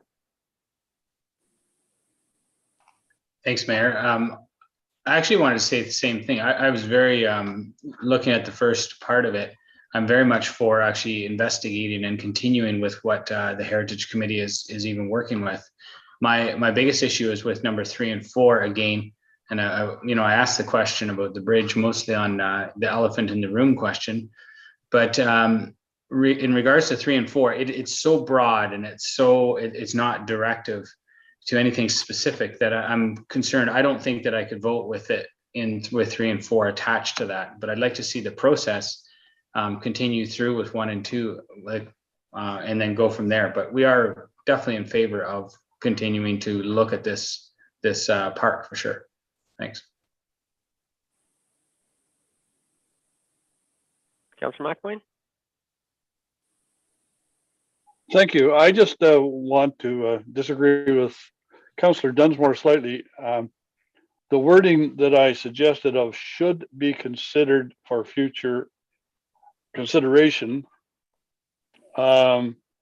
is not suggesting that we are talking about purchasing the land at all at this point. It's just designated a slightly larger area based upon the investigation that is going to happen. So it's not stepping on anybody's toes or saying anything out of school. We could take out number 4, and no, I shouldn't say that. I mean, Stephen has to make that decision, not me. But if we dropped off number 4 and just reworded number 3, because I understand how Stephen would love to include in this motion some recognition of the fact that Pierpoint Park could become larger than it is the existing land that is designated, and that's a valid requirement or valid request, and something we should consider. Councillor McCray, did I see your hand up? Thank you, Mayor Linton, through you. I'd just like to make a comment. I do not appreciate Councillor Kittrus' insinuation. We do not respect this land and its historical significance if we vote against his motion. I would be in favor of voting in this motion if we remove number 3 and number 4, but otherwise I can't support it. And so from my perspective, I understand the difference between what should means and what would means, and it makes no difference to me. I wouldn't support it if it was should or would. But if 3 and 4 were gone, I would support it. Councillor Kittrus, any comments? I think that that what Councillor McElwain is saying is actually spot on to what the whole purpose of this is that this area could be larger. And so I think that because everyone's worried about the financial purchasing or whatever, I'd take out number 4, but number 3, in terms of designating a larger area and adding the should be is totally appropriate to heritage cultural landscape designations. It just fits totally in. So I don't understand why you wouldn't want to have that. And I will take number 4 out because that's the financial part of future budgeting. But number 3, when the should be is added, it doesn't, it's just saying the area is there. And so I think that it does say that we're committed to designating more than just the park, because that's the only area we have now. Okay, so let's get some order here. So I would rule that if you took out 4, that's a friendly amendment, because I think that the majority of the recommendation is, the motion is still intact. So I would rule that if you take 4 out, it's a friendly amendment. So the mover and your seconder, can I get your okay that you still would move and second this motion with 4 removed? And then the would being changed to a should. I'm going to call that a friendly amendment too. So the would being changed to a should and for being removed is the friendly amendment. Mover and seconder, are you okay with that? Yes, okay. I'm okay with it, Kelly. I think it's more than just changing the would to the should. I think that sentence should be reworded to should be considered for future park and recreational land designation. It's changing the whole back end of that sentence. Okay, so let me capture that, Councillor McElwain. So what you're saying, would be changed to, if this area is larger than the existing Pierpoint Park area to designate on the official plan, that this should be considered as potential future parks and recreation lands that have historical recognition of the lands for posterity. That's fine too. Okay. I know. So with that change and removing for Councillor Kitchis as the mover and Councillor Foster as the seconder, are you guys okay with that that friendly amendment?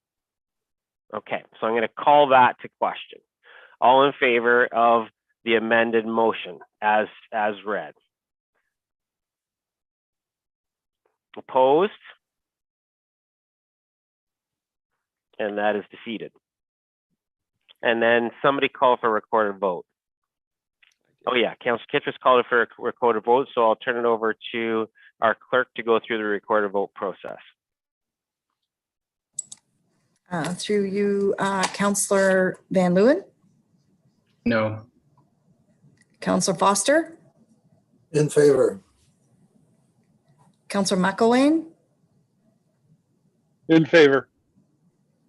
Councillor McCrae, No, Councillor Kitchis, Yes. Councillor Dunsmore, No. and Mayor Linton. No. It is defeated. Okay, moving on to confirmatory bylaw. I have a recommendation that bylaw 2022-28 to confirm the proceedings of council at its meeting held March 28th, 2022 be introduced a first, second, and third time and passed in open council. Have a mover for that, please. Councillor Dunsmore, second by Councillor Van Leeuwen. All in favor? Councillor Foster, are you still in the meeting?